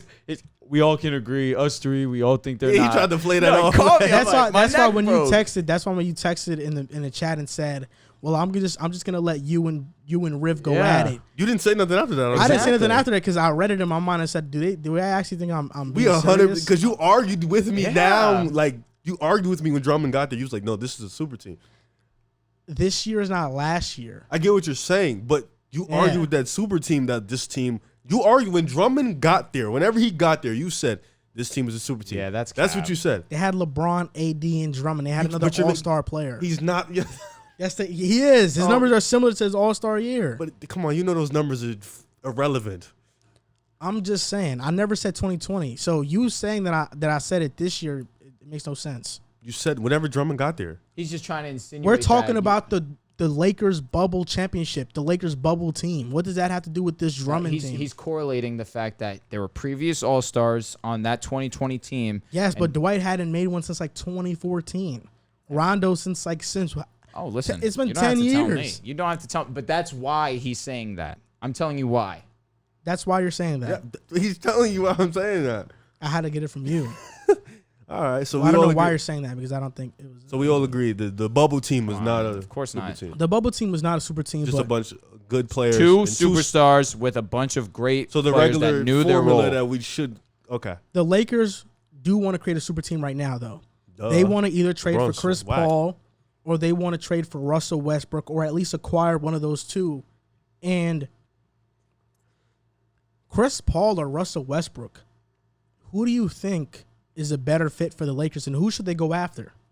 I think I asked you guys this question. I would love to see Russell Westbrook in a Lakers uniform, truthfully. Now, obviously, CP3 would run the offense a lot better, but I look at CP3, he's going to be 37 years old. Westbrook is a juiced up Dennis Schroeder. I swear to God he is. And that may or may not be true. You watched both of them play. And I don't want Dennis Schroeder anywhere near my team. That being said, we haven't seen a mature Russell Westbrook with a guy of LeBron's caliber, with a guy of AD's caliber. He's not Dude, he's gonna be asked to do what he's had to do in these last few years. After A guy of post-KD. AD's caliber? LeBron and AD's caliber to play sorry. together with both of them. Yeah. This is a guy that's motor is going on from minute 1 to minute 48. I know I'm gonna get that out of Russ for sure. You need a guy like that on this Lakers team right now that nicks and bruises all across the season last year. You had LeBron go out. You had AD in and out of the lineup all season long. Schroeder missed some time with COVID. You really can't do anything about that. Caruso missed some time. I know Russell Westbrook is a solid, firm player that is going to be there, and when he's on the court, he's going to give it his all. I can't trust these guys like Dennis Schroeder. I've seen it in the playoffs. As bad as you guys may think Russell is, this guy Dennis Schroeder was 50 times worse. But then you get to pair with a guy like with LeBron and Anthony Davis. The things that Russell Westbrook will be able to do for the Lakers. I understand that Chris Paul is an amazing facilitator, a coach on the court. He's 37 years old. He's going to want a lot of money. And I don't see him taking a pay cut to play for the Lakers and play for LeBron. If he wanted to pay with LeBron, he would have done it by now. He would have tried to force his way to go play with LeBron. It hasn't happened yet. A guy like Russell, if we go out and we trade for him, one, he'll have no choice, and two, he's going to play with LeBron and AD. That is just going to solidify that athleticism that we need in order to reach that championship potential, especially when we're going to go against guys in the West like you look at the Jazz where they have Donovan Mitchell, they got Rudy Gobert, a bunch of really good role players in Bogdanovich, Jordan Clarkson. Russell Westbrook is going to be needed in that guard frame where he's going to have to take a job of locking up one of those guys. Not saying he can lock up Donovan Mitchell. He needs to do his part on the defensive side of the ball, and I trust his energy to do that. I think Dennis Schroeder is a better defender than Russell Westbrook. From what Dennis Schroeder told me, he's not a winner. And that's what I don't need on my team. He's not a winner. Well, he didn't play winning basketball. You have LeBron. So. I know LeBron was just supposed to, come on, guys, let's go. I mean, you called him the top 3 player in the world. Yeah, I mean. No, you called him one, actually. Top 3 players in the world do that. Giannis did that. KD did that. Steph did that. Yeah, we already had it. Let's not talk about that. Let's not talk about it. Let's not talk about it because we went off on a tangent, and I'm just going to repeat myself. LeBron had an ankle injury, came back 2 games. If you want to hold it to him, sure. That being said, we spoke about it. I'm not going to talk about it again. Dennis Schroeder is not Russell Westbrook. And to put his name in that conversation is flat out disrespectful. As a defender, no. It's not disrespectful. No. I'm just saying. No. Agreed. That being said, Schroeder played atrociously in these playoffs. Agreed. And I know Russell is going to give me double of what he did offensively. Really? Defense, double offensively.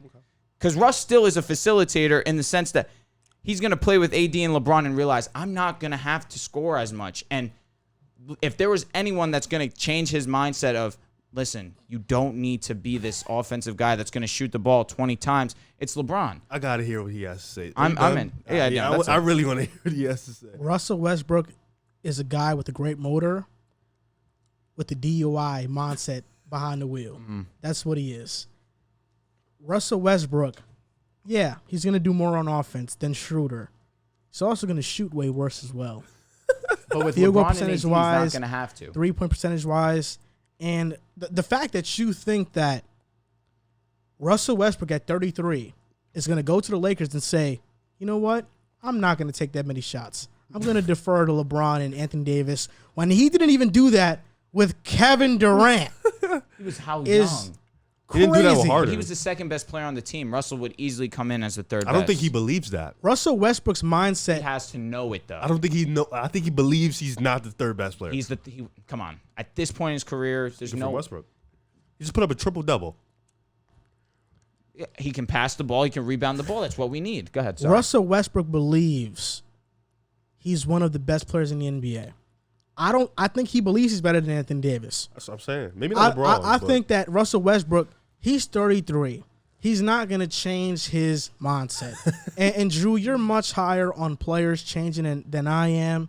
You think Ben Simmons is going to change. Very optimistic. You think Russell Westbrook's going to change. Yeah, let's hear who else. You're a believer in change. Okay. Yeah, two players. You're right? a believer in change. You're optimistic. Yeah, sue me. I'll say this. Russell Westbrook. And Lonzo. These are the pros with Westbrook. You get explosiveness, you get the rebounding, you get the slashing ability with Russell Westbrook. The pros with Chris Paul, you get a floor general, a floor spacer, a leader, Good shooter. and a great defender.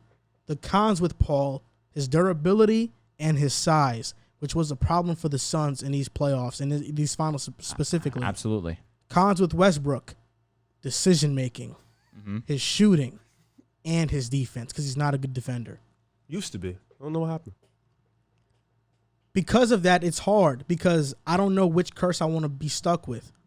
I think Chris Paul could be better for the Lakers, but as history shows in the playoffs, in key moments, in key series, Chris Paul breaks down. And now you don't have him anymore. And Russell Westbrook has shown in the playoffs he might as well not even be on the court because he's providing absolutely nothing. He's a liability. And with the team that already has AD, LeBron, would have Russ, you'd have to have floor spacers around Russ. KCP is inconsistent, so who knows, but he has been a very good three-point shooter. I'll let you finish. Sorry. Personally, for me, I would go with Westbrook. That's just me because I think at 37, Chris Paul is more prone. You did all that to to break No, say. down. literally, you say, set I'm us more up. of a believer, all this, that, and the other, and then you go and you take my pick. No, because you were acting like you were acting like Russell Westbrook was going to change. I don't think he's going to change. I just think the player that he is honestly he's worse than Paul. But I'm just not taking Paul because I think he's going to get hurt. I agree. That's why. That's another reason. But that's why. But I'm not taking Westbrook because of all the reasons you named. I'm taking Westbrook off the sole fact of durability. That's it. I can go now. You can go. Please. Yeah. Every time you do that. The Lakers have a durability problem. They Anthony Davis is made of bones and brittle. LeBron James, we don't know what he's gonna be. He is made of bones. Yeah. Everyone is. Go ahead. Pardon me. Weak bones. There you Thank go. My man.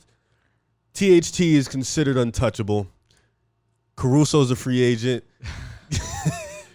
THT would be in the package for Russ, by the way. Westbrook is due for $40 million, yo. That's a lot. $40 million. I think that's for like 2-3 more seasons. So if you get Westbrook, you're gonna lock in with Westbrook for about 2-3 seasons.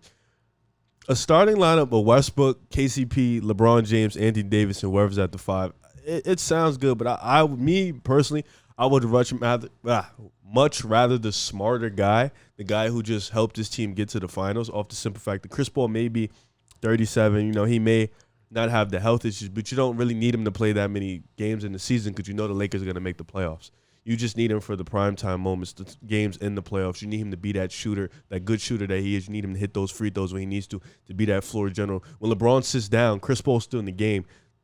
You don't look like the worst offensive team I've ever seen in my life, in the Lakers, because you guys look terrible when LeBron's off the court. Agreed. Chris Paul's on the court now. Now everything can still flow. Chris Paul sits down. LeBron comes in. Everything, you don't miss a beat. They are both one of the two. They have the highest IQs in the league. Two of those guys right there. For sure. Anthony Davis. LeBron sits down. Chris Paul gets up. He's still going to get those looks. He's still going to have those finds. Those oops are probably going to be even better because Chris Paul. So I think Westbrook, people don't guard Westbrook. They kind of sit in the paint and just let Westbrook drive. He really can't shoot. You know, people treat him kind of like Ben Simmons, except he's going to actually shoot the ball. His efficiency is poor. He doesn't make good decisions. His IQ is very low. Like you said, he's a poor defender. He does give effort. His motor is very high, but he's just not that guy we think he is. He averaged triple-double, but realistically doesn't really matter because at the end of the day, it's irrelevant, and he doesn't really do what you need to do in the fourth quarter really matters. So I think Chris Paul is the guy you want to go with just because of the simple fact of the intangibles. Intangibles help win basketball games. The counting stats look cool for Westbrook. You know, triple-doubles is awesome, but I think the intangibles are what Chris Paul makes Chris Paul, and I think that's what helped the Suns. So I think Chris Paul is the answer. Very smart. So I think that, look, in order to get both players, I think in order to get both players, I think you need a sign and trade. Did you just put it in the old machine, the trade machine? Nah, I just think this will work. Okay. I think Schroeder is in a deal with the sign and trade. Yo, it's just funny. Like, so the sign and trade would be Schroeder, Kuzma, Horton Tucker, a pick. What pick? For, like, whatever pick. You have pick. Oh, okay. A pick. For Westbrook, or it could be for CP3. When I look at Washington, I don't think they can use Schroeder. Maybe they could to like fill in Beal's place, but now you're just stuck in mediocrity. Beal's gone after that. Kuzma is, I mean, he is what he is, right? I mean, Talon Horton Tucker is probably like that guy who maybe could become something, maybe he won't. I know somebody who believes he can be a cornerstone for a franchise player. It's the most ridiculous thing I've ever heard in my life. I read it too the other day. I couldn't even defend it. I think they're in a much better position to get Chris Paul because when you look at Phoenix, they're looking at it in a way that, okay, we can get Schroeder back, who can be our starting point guard. We can get Horton Tucker off the bench, be that 2 guard, and now we can have Kuzma off the bench as well. And I think Kuzma is actually better than what he's shown with the Lakers. I think his role really messed him up. Yeah, he's been injured a lot. But in a better situation in Phoenix, in that culture, I think Kuzma could revitalize his career, and you get that pick. I think Phoenix wins in this trade because Chris Paul wants to leave anyway. And they get another pick. Yeah. I think they win because you get Schroeder who can average like 16 a game. Not the playmaker Paul is, but at least you have a solid point guard. Then you have Horton Tucker off the bench. You can play that 2-guard spot. And then Kuzma off the bench as well. Instead of having Saric, you can have Kuzma either come off the bench for at the 4 spot, maybe a small ball 5. So what about Cam Johnson? Cam Johnson is there too. So, a bench of THT, Cam Johnson, Saric, Kuzma, and let's say Cam Payne comes back, I think that is pretty solid. They have a better chance at trading for Chris Paul because the Suns are in win now mode. They just made the finals. The Wizards, if you give them this trade package, they're blowing it all up. They're not like Beal is gonna want out. Because of that, Washington may be like, no, I don't want to trade Russ because then Beal is gone, especially for this package. So I think they have a much better shot at trading for Paul. Like that trade, Phoenix can rack off about 9-10 guys in rotation. They have 9-10 solid, good players in a sense. So it's just, do you trust Dennis? I think Dennis Schroeder is more of a 6-man type of guy. I don't think he's like a starting point guard in the NBA just because he lacks the playmaking, the necessities at the playmaking spot, and he really doesn't pass the ball. Doesn't have that great of a shot. Yeah, I think he's more of a 6-man guy. But like you said, you get something back. You get a pick, you get Schroeder, you get THT, the guy LA fans believe who he can be like. I don't know. They think he's like the GOAT. What would be the difference in Kuzma's role in the Lakers as opposed to the Suns? Oh shit. With the Lakers, everything is LeBron reliant. Everything would be Booker reliant. Kuzma doesn't have to be the 3rd guy, as he did in LA. That's debatable.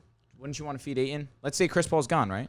No, I'm saying Phoenix, Kuzma doesn't have to be the 3rd guy. He would be the 3rd No, guy. he doesn't have to be the 3rd guy. I understand what you're saying. LA, he had to be the 3rd guy. Like the expectations were he needs to be the 3rd guy. But when we saw Kuzma at his most effective, what number was he in that That was a long time ago. But he was probably one at worst 2. Bad team. Agreed. I'll say When he was this. his most effective, he was the primary scorer on the He had no squad. expectations. That's when he was his most effective, when they had no expectations. So what would really be that difference? Phoenix off the bench, no expectations. I would disagree. They just went to a championship.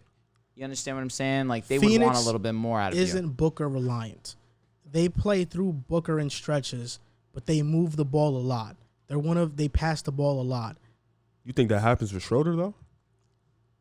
I think it happens because in Phoenix because of what they have already built in their offense, within their offense. Kuzma in Phoenix. Let's say Campaign doesn't come back. Now you have THT, Cam Johnson, and Kuzma off the bench, and Saric. Oh my goodness. That's scary. The only guy who can score and create a shot within those players is Kuzma. With the Suns, Kuzma now has a role. You're our sixth man. Off the bench, you Just are score. our go-to scorer. Just score. Don't worry about anything else. Just do that. Jordan Clarkson X. Something like that. Something like that. I think Kuzma can do that. He could play D. I too. can do that. I think he can do that. I think with the Lakers, That is what he was asked the expectation with the, I mean, that was, but at the same time, the Lakers don't run an offense. They don't run an offense. The expectations with him to be that third, like to them to have sort of a big three and Kuzma to be that third guy. I don't think Kuzma, also dealing with injuries, his inconsistency, I don't think he was ready for that role agree. to be the third guy. In Phoenix, just asked to play that six man, play defense, score. That's what we need you to do off the bench. I think he'll be more comfortable in that. Plus the expectations of LA playing with LeBron, those are high expectations. I don't think he was ready for that role. It's just a shame that he's only digressed offensively since coming into the league. He had such promise his rookie season, second and third. he was 23. I agree, but at the same time, he did something offensively year one. Year two, dropped off numbers. Year three, we all saw it. I just don't, especially that he's primarily an isolation scorer. That's what you'd be asking him to do on the Suns. That's what he did on the Lakers. So I wouldn't be in love with it, truthfully. He had an inconsistent role on the Lakers. He said it before, too. I mean, he's got to make any kind of excuse to support him playing like garbage. I don't know if it's an excuse. I think it's just what it is. We want these players to be honest, and then fans are like, nah, he's bullshitting. Boy, he hates him. I mean, he was bad. He was bad, but he had an inconsistent role. KP was bad. I think he had an inconsistent role. KP He was played hurt, 68 actually. games. That's something I was going to acknowledge that you said. KCP was hurt. No, Oh, KP. I'm sorry. Porzingis. He played We're talking about 68 the games. Lakers. He started 32. So that right there shows inconsistency. Well, they were in and out of the lineup. LeBron was out. He had to step in. Which means, but he started. Look, he started. He didn't start. He only started 9 games the year before, and then in the first two, 2018, 2019, he started 68, played 70. So there's a lot of inconsistencies. That's a good point. In his That's role. a good point. That's a very good point, right? And he averaged 13 points per game, shot 44% from the field and 36% from three. I'm not happy with that. I mean, that's Shot not. 69% from the free throw line. And then what did he do? Yeah. What did he do in the playoffs? I mean, Nothing. yeah, he didn't do much, but this right here aren't horrible 6 numbers. points. Honestly, I was expecting he was averaging like 6 points. He did in the playoffs. Okay, Yeah, that's what he did in the playoffs. but in the regular season, he was manageable. I think as a 6 man, Serviceable. he can be good.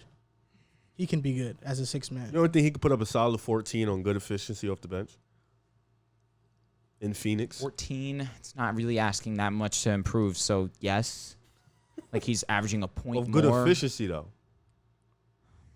Playing I defense don't know. consistently, I don't know You hate it. because he's not that amazing of a free throw shooter either. His Ron isn't either. What does that have to do with anything? I'm just saying. What does that have to do with anything? He was just pointing it out. I guess, but LeBron can score in other facets. Kyle Kuzma hasn't shown that.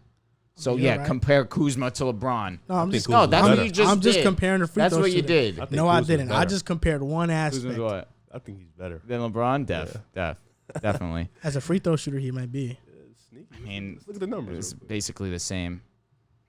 Yeah, no, they actually are Yeah, the same I know. guy. Free LeBron throw disciple. Yeah, It's pretty funny. yeah, for sure. Earlier in the week, there were Dame trades floating around. There was a rumor that he was going to ask for a trade eventually. Dame shut those rumors down, but we're still going to brainstorm teams that he can go to. which team would you like to see Dame go to, and what team do you think gives him the best chance to win? And Now, is it the same trade that you want? Is it the same team that you want to see him go to? Now, are we talking about Lakers, Warriors, Philadelphia? Realistic destinations. First of all, the Lakers have no chance. No chance Whatever with the you players say, you have. You have whatever no you picks, say. nothing. Uh-huh. Miami also has You no. just trashed Kuzma. Yeah, But he's garbage. he's They don't. garbage. Portland doesn't What want do you him. want me to You say? just trash shooter. You Yeah, trash but shooter. listen, you trash Kuzma. Those are the guys they had to go. I am not hiding the fact that I don't think they're good. Those are the guys that had to go though. You Yeah, think Portland? no, for Portland sure. is listening right Yeah. now. It's Yeah, crazy. you think It's so? crazy Yo, how Lakers. Portland, I lied. It's crazy Don't how listen to Lakers anything I just fans. said. It's crazy how Lakers fans shit on their players, and then they're like, "Oh, but we want a star for these guys." Come on. It's crazy. Yeah, I think the what best. else am I I gonna think the do? best Give bet me for a LA break. honestly is CJ McCollum, but that's for another day. I wouldn't be upset at that either. Lakers have no chance. Miami, they don't really have any picks. They have Tyler Hero though. They have a lot of good talent, so I give them a small chance. The Knicks have a high chance, but I don't think they're gonna do it. It's the Warriors. 2 picks in the lottery.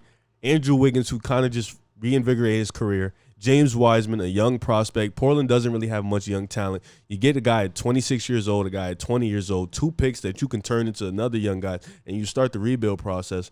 For me, the Warriors have the best package by far. And, of course, it gives them the best chance to win. Oh my goodness. It does. That was the original question. Which team gives Dame the best chance to win? That Miami- was the original question. Miami doesn't because Brooklyn's out there. They can't beat.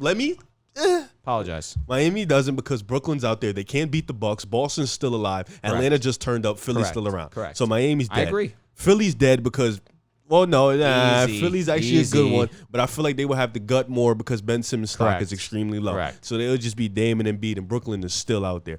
On the West side, no, pardon me, before I forget the Knicks. The Knicks will need another guy to come there to be extremely competitive because, like I agree. just said, I agree. on the West side, you guys will have to gut your roster, and Best chance to win. Best chance to win. Best chance to win. Is Steph, Dame, Come on, you don't Clay. believe that. Okay, a question Draymond. right here. A question right here, real quick. This is a question. Which team is better? Steph, Dame, Clay, Draymond, or Dame, LeBron, AD? And this is considering Clay comes back like he was before. Like, you know, Yes. one of the best shooters in the world, can somewhat play defense. Off a torn ACL and a torn You want to really do the Achilles. injury thing because AD's done. A groin injury. AD's done. You But compare what that team to is better? torn What team is Achilles. better? Answer the question. What team is I'm riding better? my guys. No, stop being biased. I'm Be riding my unbiased. guys.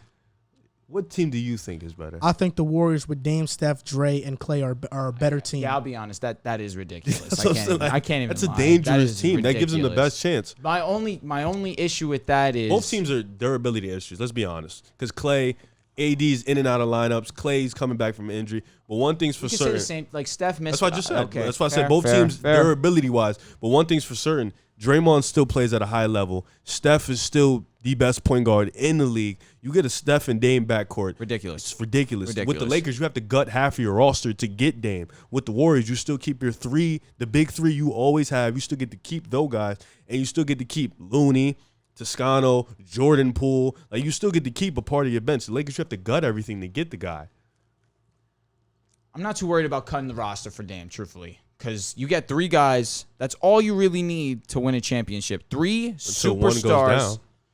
But then the same thing can be said for the Warriors. If like that's the way you want to go at it, sure. Same. But if we're just talking, they're all healthy because he just said if Clay's healthy, Okay. they're better. You get 3 guys: LeBron, AD, Damian Lillard, 3 guards, Draymond Green. Who's the big there? I think Clay can play a forward. But can he be the same defensive player that he was once? Yes. With a torn Achilles and a torn. You know why? Never mind. Thank you. I thought you meant can he? I thought you were gonna say can he guard wings? He can, but he did back then. Yeah, And back then. he could agreed. still also, shoot I the want to tell you lights out. something too. Clay came into the league kind of like as a tweener, Yeah. as a wing guard. Yeah. He's 6'7". He's just He skinny. can definitely be a wing. I'm not saying that. I'm just saying. Man, I used to watch to Golden be State when they athletically- had. Oh my god. You know what? I- You know what I let, did? let him talk. Let him talk. I used to watch Golden State when they had My bad, bro. Steph, Clay. They had David Lee. Jared Jack them days. They had a small forward. I know his name, but I want to know if you guys know his name. He was a small forward I used to love watching him play. His What year? first name starts with D. What year? It was like in 2011. Is it Damian Lee? No, he's there now. I think it's like 2011, 2012. It's about small forward. Small forward. 2011. His name starts with a D. I'm And his blanking last so name hard. rhymes with White. What the hell? Who are you talking? Who are you talking I'm about? talking about Darrell Wright. Oh, he didn't start though. I he remember. did. He did? Yeah. In 2011, 2012? I'll check it up right now. Yeah. So what were you gonna say? I'm sorry. Oh, I was gonna say. Well, actually, I want to know if he actually started because Okay. he was a Darrell 3-point sniper.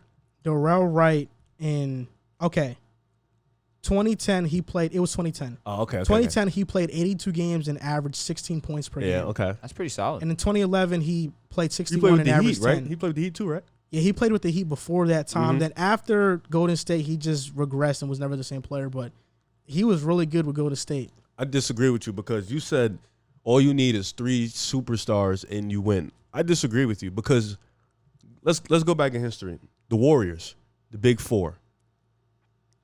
They needed more than just their stars to win. It was the glue guy, Iggy. It was that time Sean Livingston making some plays, Kevon Looney making defensive stops. You go back to Miami, the Big Three, Ray Allen, Role Mike players. Miller. Okay. You need You do. need Boston, their Big Four. Kendrick Perkins defensively down low. Eddie House hitting clutch shots. You need guys outside of your Big Four, your Big Three that sometimes they just all might not be on. You need those role players to save you. Even if you want to, like San Antonio, their Big Three. Steven Jackson at one point played a big role. Bruce Brown, lockdown defender. They had players. One thing I'll say to that point is, because that's a really good point.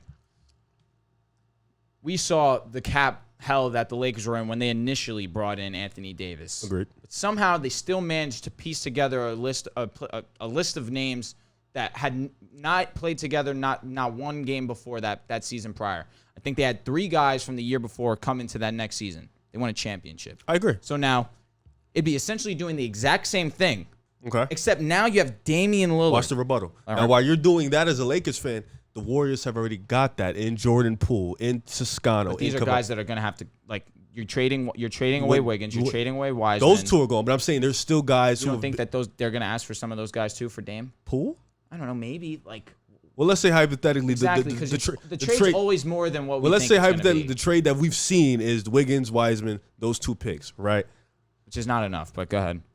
It's better than what you would Agreed. have. No doubt. No so I'm doubt. saying you still have the continuity. You still have guys who didn't play in the system. So while the Lakers are building a bunch of veterans, the Warriors have already got their guys in the house. It's already established. Yep. They're just bringing in Dame, who in this system, Steph can play off ball. Dame, sure. you can have the ball. Exactly. Steph, Clay, whatever. Now, but Dame has to have the ball. LeBron has to have the ball. You can't forget AD got to get his touches. sure. Draymond don't care. Clay, off ball. Now- Steph, off ball. This is obviously the biggest hypothetical. Let's say Clay isn't on the team.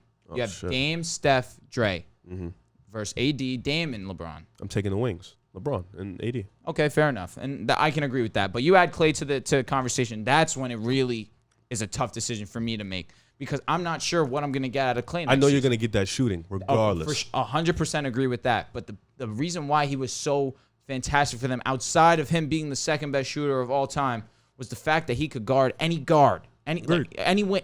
he was that good defensively. I don't know if you get that next season. That's true, but I also want to say this. Steph Curry is not a bad defender. He's actually a good defender. And I think their defensive success is more predicated on Draymond. For sure. As long as Draymond is that backline They're of a the great defense, team defense. I think they'll be a Clay great defense. definitely helped them No, out. in that. 100%. He helps with, the guards and guys like Dame, Kyrie, and all that. And to help your point, which I rarely do, they were amazing defensively this year without Clay. Yeah. So we'll see what happens next Because season. Wiggins was amazing. That's very true. amazing. That's very true. That's why it'll be hard to part ways with him. I think the Warriors give Dame the best chance to win. Not only do I think the Warriors give Dame the best chance to win, I think they have the best trade package. For sure. I actually put out that trade package on Twitter, and it got mad love for some real? reason. Yeah, Yeah, it got definitely. mad It was a love. it's a good trade. It got mad love. So this is the trade. And let me know if you guys think it's a good trade. The Warriors give up the 7th overall pick, the 14th overall pick, James Wiseman, and Andrew Wiggins. Portland gives up Damian Lillard. I think that's firm. Maybe you could throw in one more pick, but I think for the most part, that's the best. That's the best Portland's gonna get. From the big stars we've seen traded, we've seen a plethora of picks go. So I feel as if it's going to be more than just those two. And is there a chance that, because Nurkic has said that if Dame goes, he He's wants to gone. go. Is there a chance that the Warriors say, okay, you know what? We'll give you Jordan Poole too. Oh, We'll give you another pick. Give us Dame. Give us Dame and give us Nurkic. I'm out. You're bugging. I'm out. You sound like someone saying like Tyler Hero or something like that. I'm not giving Jordan Poole up for Nurkic. But you need a 5. They need a 5. And you don't have the 7 or the 14. And this is why I'm gonna say I don't need a 5. Okay. Kevon Looney played really well Very at true. the 5 Very defensively, true. and Draymond can play the 5. Jordan Poole's offense we're gonna need for the bench. Like he's a sharpshooter. You know, he can shoot. He can create his own shot. I feel like adding Nurkic. I don't like Nurkic is a good big, but like he's a guy who plays a lot down low. For sure. You know, it's a new guy. And he has injury issues too. Yeah, it's another guy with injuries issues, and he's gonna want touches too. And it's like But I think Dame, Steph, Clay, and Draymond would be amazing. For sure. And they can all play together. I don't know why people think Steph is this on-ball player. He's not. He can do that, and he's shown he can do it. He just doesn't. It's not a part of Dame the system. can be on ball. Steph can still be running around screens. I mean, that offense is literally unguardable to the point that you might not even need much defense because you're just going to tire teams out. Yeah, Dame can still be that on-ball guy he wants to be, and Steph and Clay will gladly run around. That's a small lineup too. The backcourt, yeah. Yeah, it's a small But Dame lineup. and CJ do it. CJ's not that much bigger than Steph or Dame. But then you'd have Steph and Dame at the same time. Get more offense. They're both Which I'm 6'3". not again. They're both 6'3". Talk about Phoenix. Chris Paul 6 foot. Booker 6'5". True. You know, Even Colin 6'5", and though, Garland. 6'5", 6'3". Russell Westbrook 6'3". Beal's 6'4". Are they? And Is Beal 6'4"? Yeah, and he's a horrible defender. He is a horrible defender. No, for sure. And they made the playoffs. But they weren't really a contender like that. The Warriors obviously would make the playoffs with Dame. I mean, the Warriors last year with just Steph, basically, when he was healthy. Yeah, they were a I'm with fifth you. seeded team. I'm with you. No doubt about You're that. adding Dame. You're adding Clay. That's possibly the best team in the Western Conference. Hey, I'm not gonna deny that. This is the last topic for the NBA, and this is about the Wizards. They just hired a new coach. His name is Wes Unseld Jr. He is the son of NBA Hall of Famer Wes Unseld, who played for the Washington Bullets. And oh, wow. He's been an assistant coach for 16 years for the Wizards, the Warriors, the Magic, and the Nuggets. And this is a quote that I think the Wizards front office or ownership group, one of those two, said about Wes Unseld. They said his strong record as an in-game tactician, along with his attention to detail on both sides of the ball, combined with his reputation for player development and outstanding character during his 20-plus years of coaching left, no doubt that he was the best choice to guide our team to the next level. And who said this? I think, somebody within the Wizards ownership that hired him. And these are players that he's worked with. He's worked with Nikola Jokic, Jamal Murray. He was at in Denver. In Orlando, he worked with Vucevic, with Tobias Harris, with Victor Oladipo. And these are all guys that have become very good in the NBA. Tobias played on Orlando. So it sounds to me like he's worked with skilled bigs a lot. He's worked with skilled bigs, but I think he's also worked with guards, Oladipo and Murray, and a wing in Tobias Harris. And the Wizards roster, I mean, we had this segment the other day, but, should they blow it up? That's been the question. Obviously, if they trade Russ to the Lakers for whatever trade package it may be, they're blowing the team up. But I said I don't think they should blow it up because with Russ, Beal, Hachimura, Gafford, Bertans, Brian, and Denny, I don't think that's a bad team.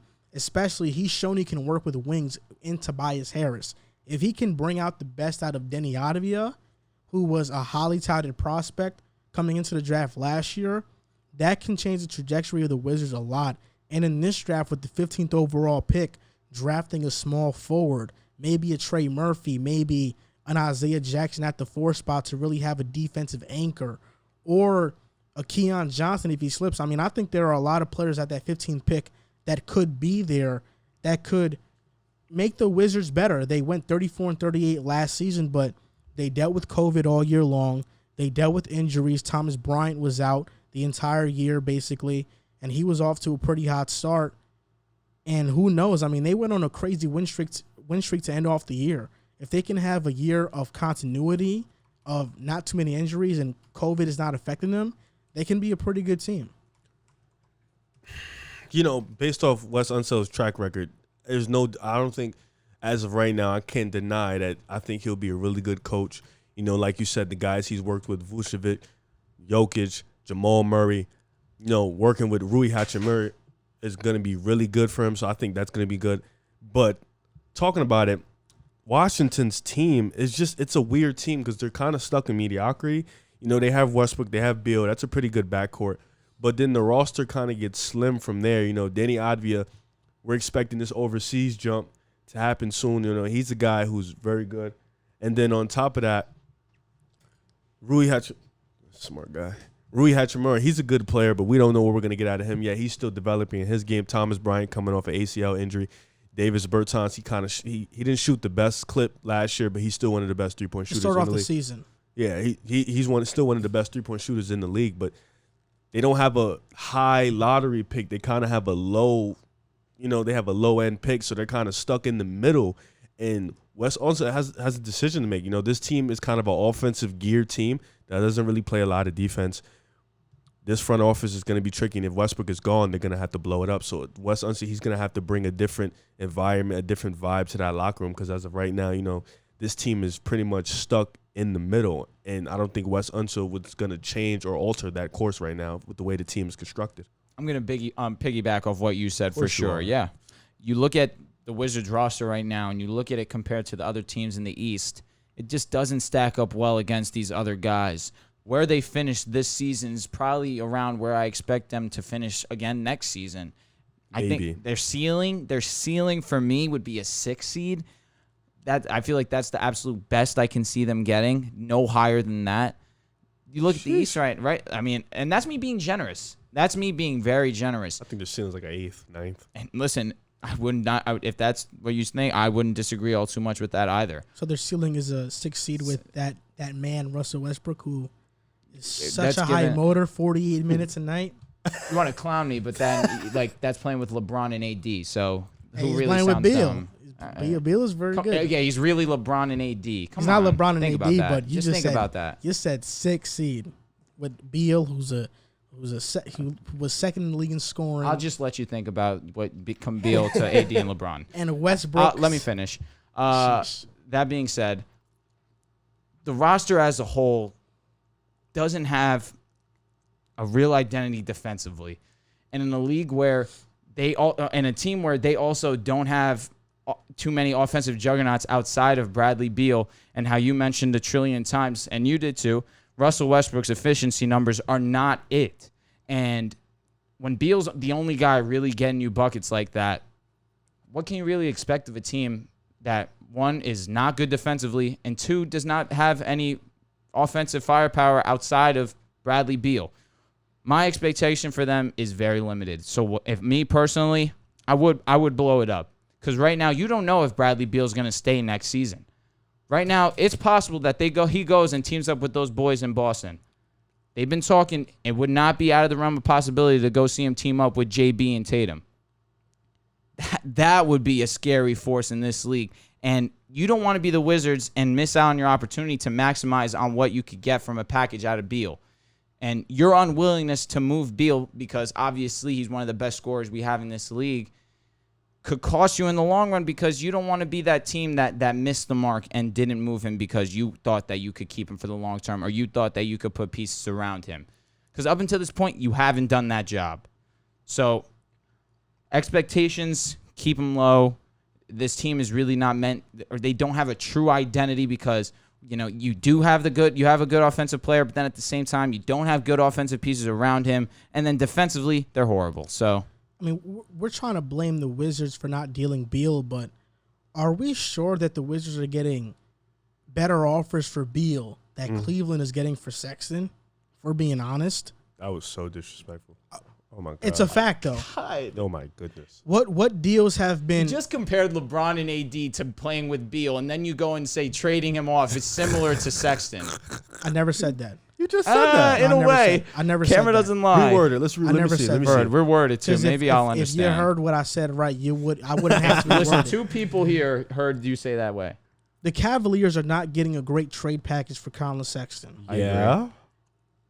Washington, there has been nothing publicized that shows that Washington has gotten a great offer for Beal. You just mentioned how it's not out of the realm of possibility for Beal to go to Boston. For sure. Jaylen Brown would have to be in that trade. You think they're gonna? You think it's gonna be Brown? Free agent. They don't even have cap to do that. If you have Brown and Tatum signed to max deals. You get 3 max. You get 3 max. You get 2. So then, how did these offensive juggernaut teams happen? You can get 3, but it's not. It depends. This is why. Katie and Kyrie were on the team. Harden got traded. The Nets extended LeVert, and his contract, you were able to match it along with other guys, Torian Prince as well, to match Harden. The reason why there are 3, because if all 3 players are free agents at the same time, they take a pay cut. If you have 2 superstars on your team already, you can sign players and go over the cap, and then they can be the fillers in those deals. That's why. But there's 2 max contracts on a roster that you're allowed to have. Celtics wouldn't have cap to sign Beal in free agency. So if they were to facilitate a trade, like I mentioned, is Boston giving up Brown for Beal? Absolutely not. What is Boston's deal going to be? If Boston What about Smart and Fournier? It'd be Smart, Fournier, a ton of picks. I'm just asking. How dumb of a trade is that?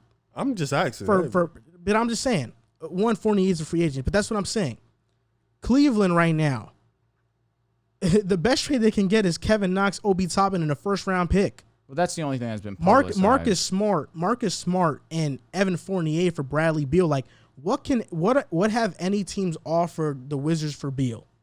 Well, haven't really heard much, truthfully. Any deal that involves Beal is not a deal that the Wizards are getting a Ben star. Simmons was offered to Beal at one point in the season, and he's not a star player.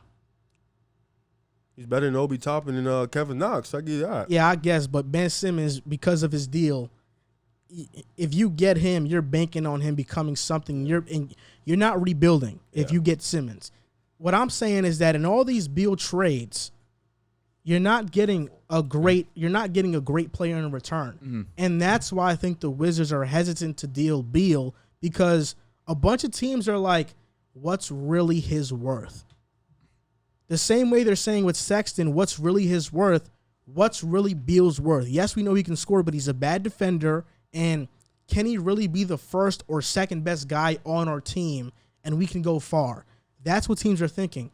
And all these trade packages for Beal, it rarely features a freaking all-star player. You think Miami right now, if they could have traded Hero and Robinson and Nunn and picks for Beal, they would have done it? Of course. Yeah. Then they would have done it by now. Agreed. Because during the deadline, Robinson doesn't get paid enough to make that trade happen. And it's also tough to make an Eastern Conference trade. They could have made the money work. Not with Robinson though. It would probably have been Hero, probably Iggy, Ariza, and probably another guy. Bunch of picks. But you got to remember, Bradley Beal made it public that he wanted to be there too. Also, that's another thing too. So that's why I wanted some of the stuff died down. I just don't think that there are a lot of teams that are willing to give up the house for Beal. Yeah. I think that his trade value is like, it's above Sexton's, but it's not that much crazier above his. Because for Sexton, you're not getting back a star. The best you can hope for is picks. That's the same thing with Beal. And even if Washington does get first-round picks for Beal, I don't see them getting 4 or 5. Drew Holiday got that. Drew Holiday he got that. 3 first rounds. He can get. He's talking about 4. Like, I think Drew Holiday got that too because he got a bunch. He was a guy that was a defensive anchor on top of his offense. I think Beal, a lot of teams are like, we're getting one side of the ball. Obviously, Beal is a better player than Drew, but for fit-wise, yeah, I agree. I get what you're saying. It made more sense, I get what you're and saying. Milwaukee was trying to go all in. Like, that was this was their do or die year, and they went all in, and it paid off. But that's what I'm saying. Like, nothing has been publicized about Beal's trade value. Well, I know the 5 teams that are tuned in are Boston, Pels, Knicks, for Heat, sure. And I forgot the 15. And if the Pels want to trade for him, who are they going to give up?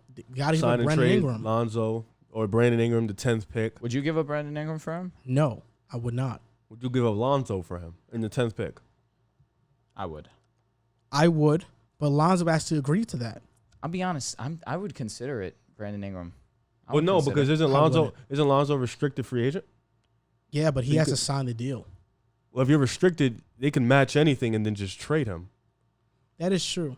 They don't got to sign none of that. They can just get him out of here. So it's, yeah. That's what I'm saying, though. But even Lonzo in the 10th pick, if you're Washington, is that enough? Yeah, that's true. Is that enough for Beal? No. It's not enough. At this point, they got to look at his.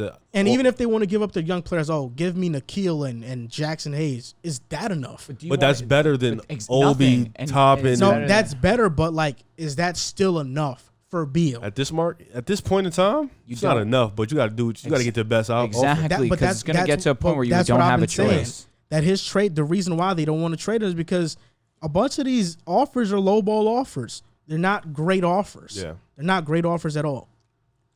They need to be more aggressive. They need to either realize like I initially said, they need to realize, are we gonna finally put together these pieces around Beal? We understand his skill set, amazing offensive talent, liability defensively. Are we gonna continue to put him around other defensive liabilities, and are we gonna continue to stack him up with other offensive liabilities? Or are we actually gonna get him players that are gonna want to come in and support what he actually does? And if that's not the case, you're going to have to figure something out with a trade, because then you're going to be stuck with nothing. It's hard. And that's the last thing they want. It's hard because the Wizards don't have cap space. Yeah. That's really why. They can't get nobody. They don't have any cap. On to the last portion of the podcast, the NFL portion of the podcast. And we're going to talk about Aaron Rodgers, because Aaron Rodgers recently, we know there's this whole dilemma with the Green Bay Packers right now. He just turned down a 2-year extension that would have, quote, made him the highest paid quarterback in the NFL. And Mark Murphy has come out and said, why wouldn't Rodgers be back? And we know Rodgers is not attending training camp. He's holding out. We're all expecting a trade to happen, but when? And maybe he might sit out the entire season if a trade doesn't happen. He's made more than enough money in his career to do just that. For sure. And I was reading something interesting. And it was that this report of Rodgers turning down the deal and it being in quotes that he would be the highest paid QB is just a PR move from the Packers to pressure Rodgers into either returning to training camp or re-signing. And obviously, him turning this down shows that he's not going to be back in Green Bay. I think it's just a matter of time. And Denver was in talks with Green Bay to trade for him on draft night. It never turned into anything. But, what's going to happen? Rodgers has been getting disrespected by this front office, by when they drafted Jordan Love. For sure. And Rodgers has stated he has no problem with Jordan Love. It's just the Packers did not communicate that to him. And this entire scenario has been made to be like a Jordan Love versus Rodgers thing. It's not. Rodgers has no problem with Love, but his best friend was Corey Linsley. The Packers, instead of bringing back an all-pro center, pay a running back gigantic money, let Linsley walk to the Chargers, and that was Rodgers' best friend. And then a couple of days after Aaron said that he loved Kumaro as a teammate, the Packers cut him. So they have been doing a lot of stuff. Man. They have been doing a lot of stuff to make Rodgers unhappy and to make the workplace environment not the best for him. His best friend goes to another team. Then you cut his other close friend who he said he loves. And honestly, at this point, I think the organization is just being extremely disrespectful to him. And if you know he's not going to be on the team next year, just trade him. Yeah. Just trade him. I agree. Not just to trade him. Trade him not just because he doesn't want to be there, but trade him to show the respect that you have for what he's done for your organization. He's brought you a championship. He's been an MVP. And like you said, cutting his best friend, not only just his best friend, but one of the best senders in the league, an elite offensive lineman. But not re-signing him.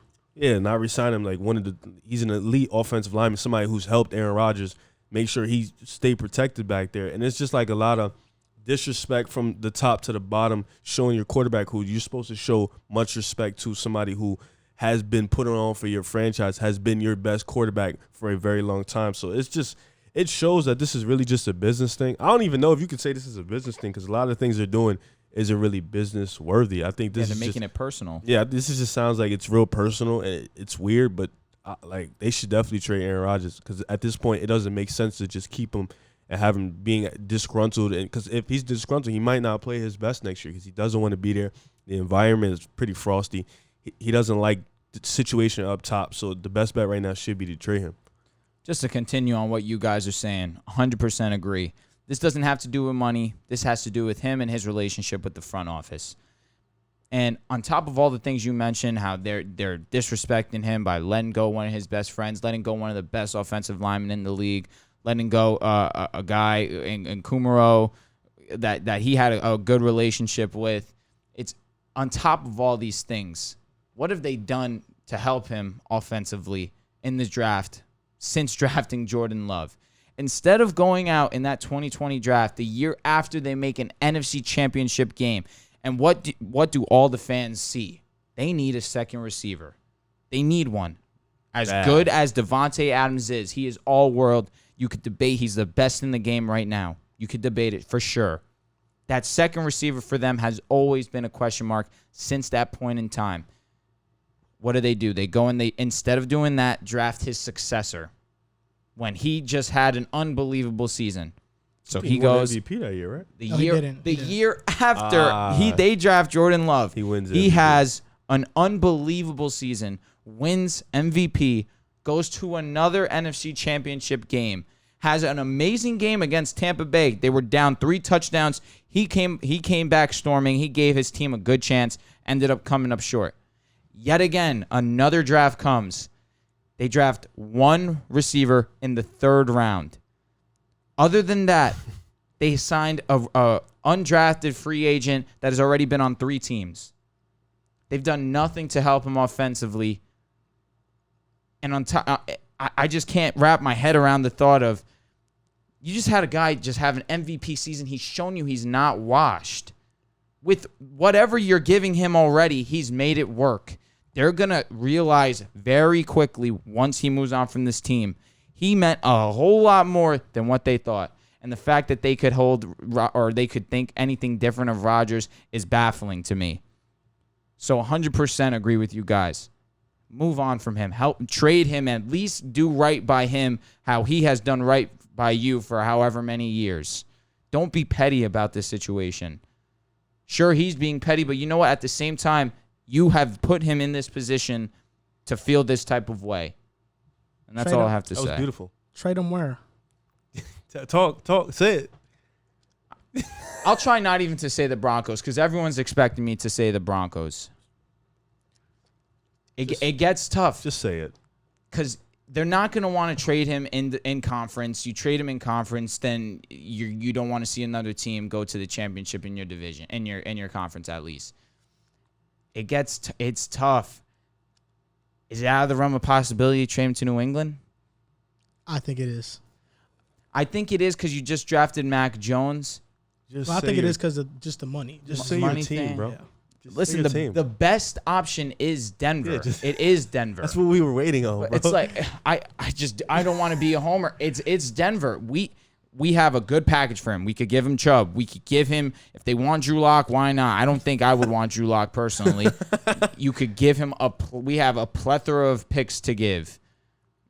Why hesitate and not make that move? If one, you're Denver, and if two, are you just gonna let Aaron Rodgers sit down a season and not do anything after you just made 2 NFC championship games? I don't think he would come here, but I think we can do it.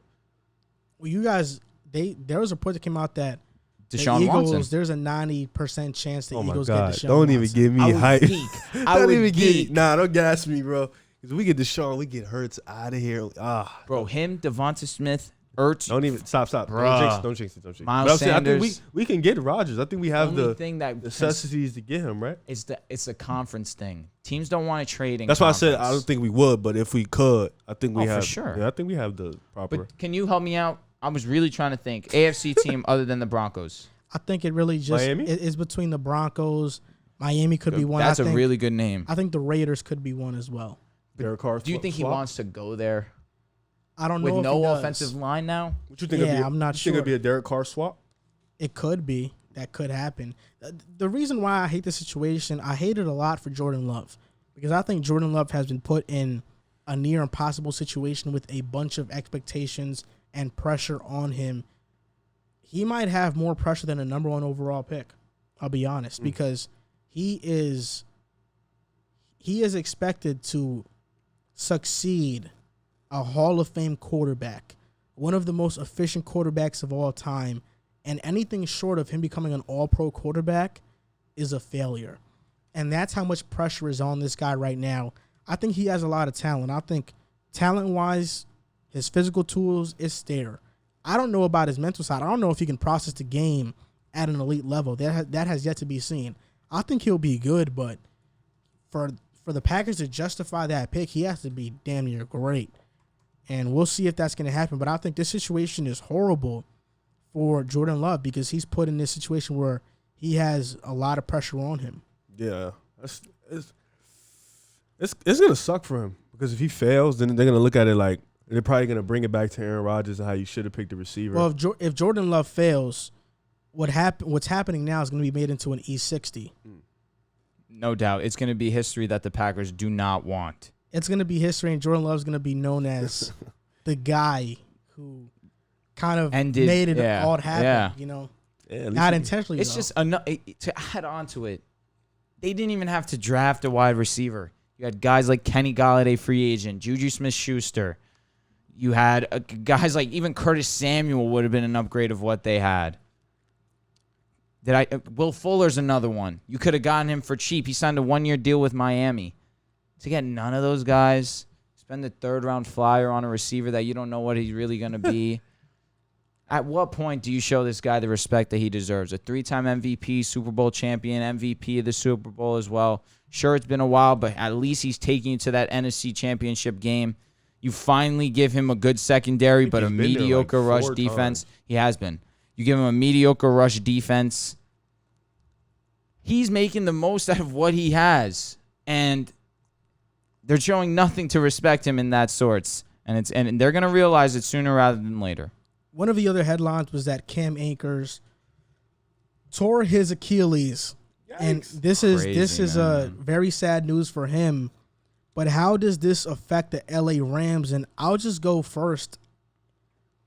I think obviously, man, you got to feel for the guy tearing his Achilles. I thought he was going to have a big year this upcoming year.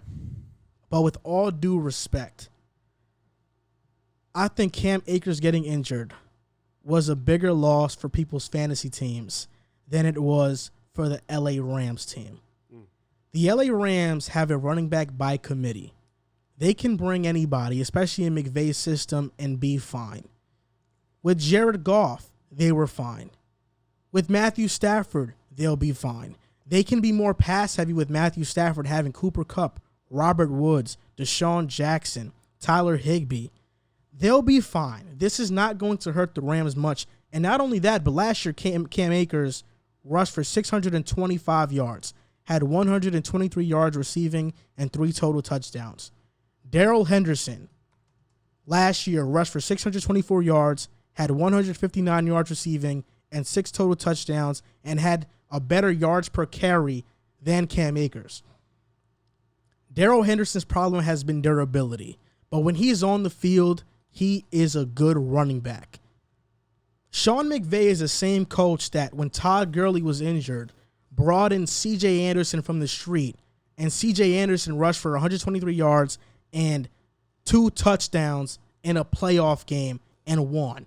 I mean, Cam Akers being hurt, you feel for him, but this isn't going to affect the Rams at all. They are still going to be a high-potent offense with or without Akers, and not only that, but there are still free agent running backs available. We could see a Todd Gurley reunion. You know, that would be a feel-good story. So he just got signed. No, not yet. Le'Veon Bell could be in play. I don't think he's a fit there, but he could be in play. Running back is the most replaceable position in football. Cam Akers is good. He's not elite. Because of that, this isn't going to hurt the Rams much. They have options, and most importantly, they finally have a great quarterback. where they don't have to rely on the run game so much. To piggyback a lot of what you said, Akers, 625 yards and 4 attempts. He had a great game against New England on Thursday night, but other than that, you saw a lot of consistencies throughout the season. Like you said, Darrell Henderson, he played really well last year. And with Matthew Stafford there, you don't need to be as reliant on the run game as much because of the fact that he's one of the best quarterbacks in the NFL. He's a big-time thrower. With Cooper Kupp there, Robert Woods, Tyler Higbee, you don't really need to rely too much on the running back. And I trust in Sean McVay to make the proper adjustments and to get the young guys behind Cam Akers going. I feel bad for Cam Akers. This is his second year. Could have been a breakout, coming in last year as a rookie. Year 2, he was expected to make a jump. It's going to suck, missing the year. And this is a big year for the Rams, too. The first time in a while that they've had an elite quarterback at the position. Their defense is stout. This is a big year. They have high expectations for this team to make the NFC Championship. So I know Cam Akers wanted to be a part of that. But like you said, from a football standpoint, they got guys to fill that role. Darrell Henderson Jr., disregarding any injuries, he should be fine. He had better numbers last year anyways, so he should be okay, bearing any injuries. But I think this Ram team is geared up to be okay. Cam Akers' injury, it's a big deal, but it's not something that they should make a big fuss about. You're a fantasy guy, too. I am a fantasy guy, and that's why you kind of stole my thunder by saying that, because you're 100% right, man. Fantasy owners are hurt by this. I know my boy Joel, shout out to you, man. He has him in every single league that we're in. He was crushed when he heard that news. I agree with what you're saying, but I kind of disagree just a little bit, because you're 100% right. They have been a running back by committee, and they've had success in that aspect. You can hit it right on the nose by saying C.J. Anderson came up off the street and had an unbelievable game. This guy's a little bit different. I saw some flashes in him that playoff run. He looked damn good. His explosiveness through the tackles, his ability to be a catch pass, a receiving back, excuse me. He just has so much elusiveness that we haven't seen from a Rams running back, obviously, since Todd Gurley. Not Todd Gurley when he was on the Rams. Don't get it twisted. That's a different breed of running back. But you're 100% right in this in saying this. Matthew Stafford has become accustomed to playing with running back by committee. Matthew Stafford has never had a true number one running back since Javid Best. I think that was the last time. Reggie Bush. I still even think that he had some time that he wasn't the 100% guy. Was Matthew Stafford in when Reggie was back there? But the fact that these last few years, Matthew Stafford has been able to be successful without a true number one running back, it should not be cause for concern for Rams fans, especially when you have weapons like Cooper Kupp, Robert Woods. Those guys alone are going to have huge, huge seasons just with Matthew Stafford taking over the helm. It sucks for sure. 100%, like Joel said, you feel for him. And I do believe he is a super talented guy, and I hope we see him come back to the field next season, because I do believe he is the best running back on this team for sure.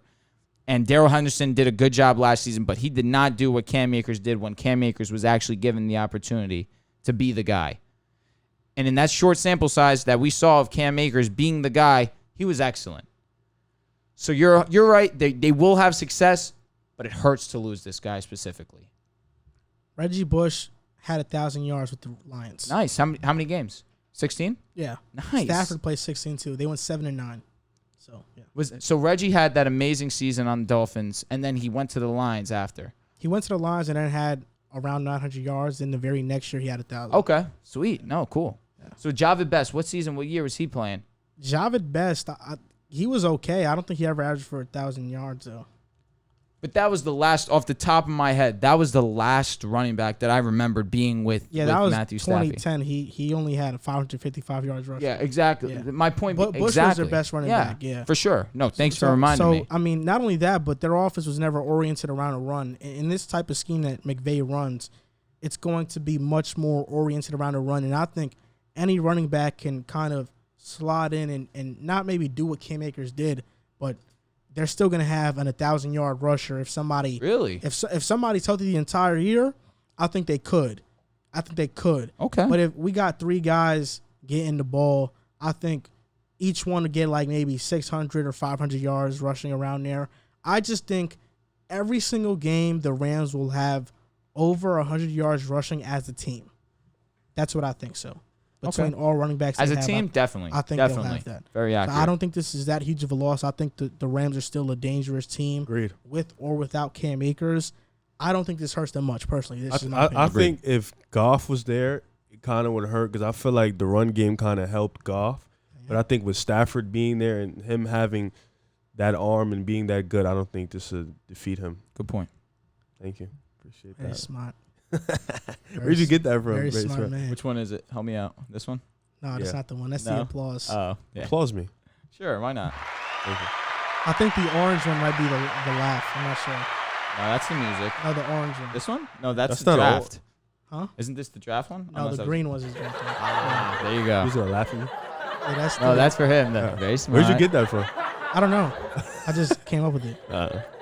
So the next topic is an interesting one. That could stop. I'm really interested in talking about this topic because Jamar Chase has opened up as the favorite to win Offensive Rookie I'm about to be a real of homer. the year. Yeah? Tough. And I came up with a list of players that I think have the best chance to win it. That's Trevor Lawrence. That's Zach Wilson. I thought he was the clear favorite. That's Kyle Pitts. That's Jalen Waddle, Devontae Smith, and Jamar Chase. He's the one that opened up. Oh. In my opinion, Devontae Smith, if he gets Deshaun Watson, he should be the favorite. Lock it. Dude, stole my pick. Jalen Waddle, I think because he's playing with Fuller and Devontae Parker and Mike Gesicki, isn't going to win it. Kyle Pitts playing with Calvin Ridley. That's a lot of targets right there. I'm not sure about that. Kyle Pitts, I think, will have a pretty good season, though. Trevor Lawrence. I mean, his weapons are okay. Can I jump in real quick? You can jump in. Good offensive line, the best tight end in the league, solid receiving core, great coach. Trey Lance, would you put him in that conversation if he starts? Yeah, but I don't think he's going to start. So you think Jimmy G's will start? Yes, I do. I don't think Fields, Lance, Jones are going to start. And if they do, I think Jones will start. It's going to be midseason. Well, he has the best chance. Agreed. Yeah. Agreed. But I don't think they'll start. Trevor Lawrence, he has Marvin Jones, DJ So these Chark. are guys you would say that are starting from day one? Yes. Laviska Shenault. Marvin Jones is good, but he gets injured a lot. Chark. Their offensive line is okay. It's nothing special. DJ Chark is okay. He had that one breakout year, but last year he wasn't very impressive. And Laviska Shenault is coming into his own. He's an okay receiver. I'm a fan of his. And they don't have a tight end though. Their best tight end is I'm blanking on his name. Tim Tebow might be their second best tight end, but oh my God. they signed a tight end who's more of a blocking tight end. Is it Seals Jones? No, it's not. Yeah, it's not. No. I don't know how the betting favorite can't be Zach Wilson. Okay. Oh God. Zach Wilson not only should be the betting favorite, Oh God. but the fact that he's not the betting favorite to win Offensive Rookie of the Year, you should go put your money on Zach. I'm going to put my money on Zach Wilson. I'm actually going to log into FanDuel tonight, put some money on Zach Wilson, set aside some money, and I'll see my return when it comes back. Because there's no way Zach Wilson doesn't win Offensive Rookie of the Year. He is going to get the most opportunity outside of Trevor Lawrence of every quarterback drafted.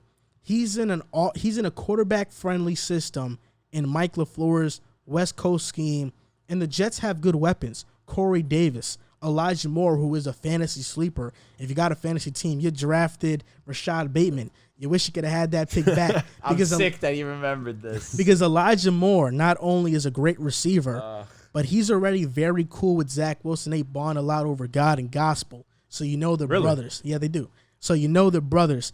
Denzel Mims, Jay Crowder, those are pretty good guys. Keelan Cole, he's right. Chris Herndon, and we God, fixed sounds our like a offense. We fixed our offensive line. Mekhi Becton is a Pro Bowl caliber tackle. He's going to be a great tackle in the NFL. Elijah Vera Tucker, our rookie we drafted.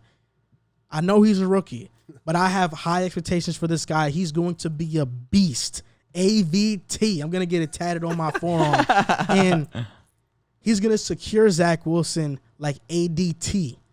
should change the initial into V. AVT is ADT because he's that secure. Nobody sacking Zach Wilson under his watch. And then we signed Morgan Moses. Imagine he gets sacked day one. Out of Washington. First play. Morgan Moses has been a great tackle for the Washington football team these past couple of years, and he's coming to the New York Jets. He's coming to bleed green. I think Morgan Moses is going to be phenomenal. And I agree. You're a Broncos fan. You know Connor McGovern, who he's a pretty average center. Yeah. The Jets so have excited. the Jets have turned an offensive line that hasn't been has been one of the worst in the league to a pretty good line. For sure. And Zach Wilson has weapons. He has an offensive line. And not only that, he has the moxie. He has the talent. He has the demeanor. He has the brains and the mind. Because he studies the game of football. He's a junkie. And because of that, he's going to be the offensive rookie of the year. And if I was a betting man, which I'm going to turn into tonight, because since he's not the betting favorite, I got to put my money on Wilson. Why not? I'm putting my money on Wilson to be the offensive rookie of the year. Would you guys put your money on Najee Harris? No. Because the Steelers don't have a good offensive line. If there's one thing I've seen. Why are you going before me? Because you No, that was just a question. I'm still going. could have swore you went first, but go ahead. I didn't. I asked And this you a is no question. disrespect to Jamar Chase. Jamar Chase comes in second because I think his connection with Joe Burrow is going to be I'm glad you started with that. otherworldly. I'm glad you started with that because that's when I get into my mind. I have two answers. I'm going to be real wide receiver heavy here. Okay. Jamar Chase, I think with him going in with Tyler Boyd, T. Higgins, I don't think it's going to be a lot of pressure. He's going to see a lot of one-on-one coverage, and I think he's just going to absolutely dominate that one-on-one coverage. He is a beast. Joe Burrow and him have that connection. They have that chemistry, and I think that he's going to destroy that AFC competition. Out in the East Coast, Philly, them boys, I feel like I'm going to be a little homer here. Whether we get Deshaun, because if we get Deshaun Watson, I might cry. Lock it. Yeah, Yeah, I'm going lock to it. cry. But whether we get Deshaun Watson or we keep up with Jalen Hurts, I still believe in Jalen Hurts and Devontae Smith with their connection. I think them playing together before in practice, having that chemistry. I think with our offensive line coming back healthier, Brandon Brooks, he's come back. He missed the whole last year. Lane Johnson, he said he's feeling healthier. I think with our Pro Bowl, Jason Kelsey, he's back. I think with those guys coming back, Devontae being at the number one, I feel like he's going to get a lot of targets. He's going to get a lot of touches, and he's going to be able to capitalize. This is his best chance to win it because he's going to see a lot of the ball. I think Jalen Hurts is going to fall in love with him. So I think those two guys would be my favorites. We're wide receiver heavy right now. Oh, we get Deshaun Watson plus 100. It's no doubt. If you get Deshaun Watson, I'll change my pick. But even still, this history just loves to give out awards to quarterbacks. Yeah, it sucks. And these other wide receivers, running backs, skill position players are going to have to play exceptional to win the award. A year that sticks out in my mind perfectly is when Dak won Rookie of the Year. Mm-hmm. Ezekiel Elliott was the best rookie by far that season, and they gave the award to Dak Prescott. I couldn't believe it. I thought Ezekiel was by far and away the Rookie of the Year that year. So now I'm looking at this year, and there's definitely a bunch of good options, and I am going to lean QB. But unfortunately, I'm not rolling with your guy. No disrespect. You gave a lot of great points, man. I'm going to roll with Trevor Lawrence. Oh. The NFL knows the hype behind this guy. And I'm not going to say that they're just going to, regardless of his play, they're going to give him the award. But it's going to take a lot for him not to win the award. Mm. If he goes out there and throws, let's even say 25 touchdowns. 25 and keeps the interceptions around less than 12.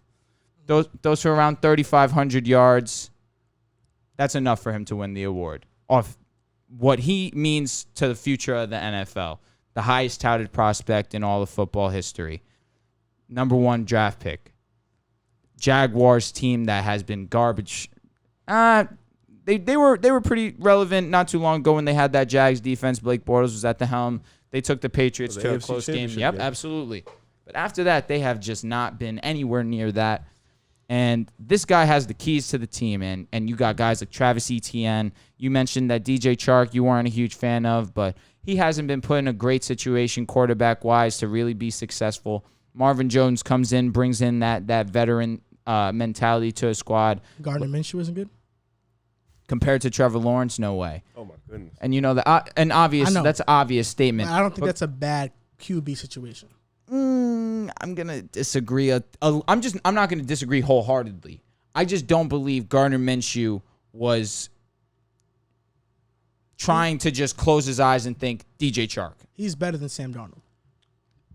Ooh, that's Gardner Minshew? that's tough. I don't think it's close. Gardner I Minshew? think that's tough. Because think about this. Wait, we talking Minshew, right?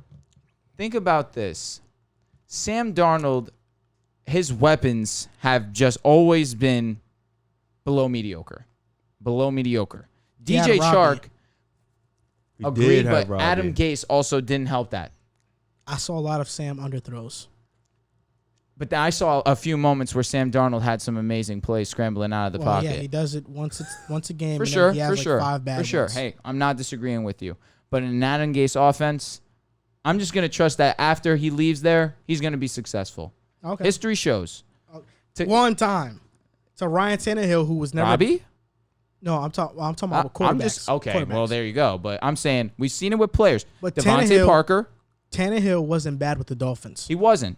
But He was actually very good. But he wasn't what he was with the Titans, obviously. That being said, Devontae Parker. Now you have Robbie Anderson added to that list. DJ Moore. DJ Moore's with the Panthers now.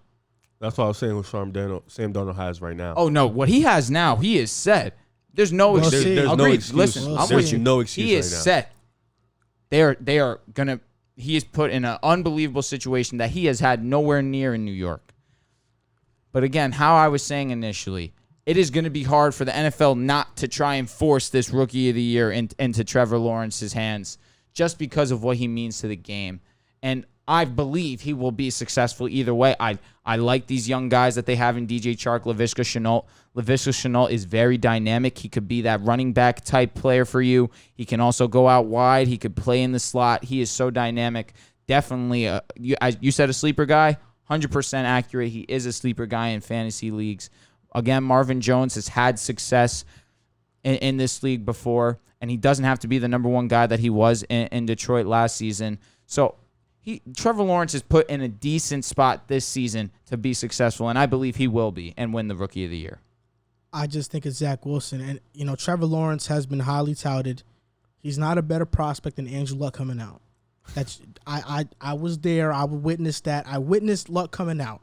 Watching both of them in college, Andrew Luck was by far The high school. He was the number one high school prospect.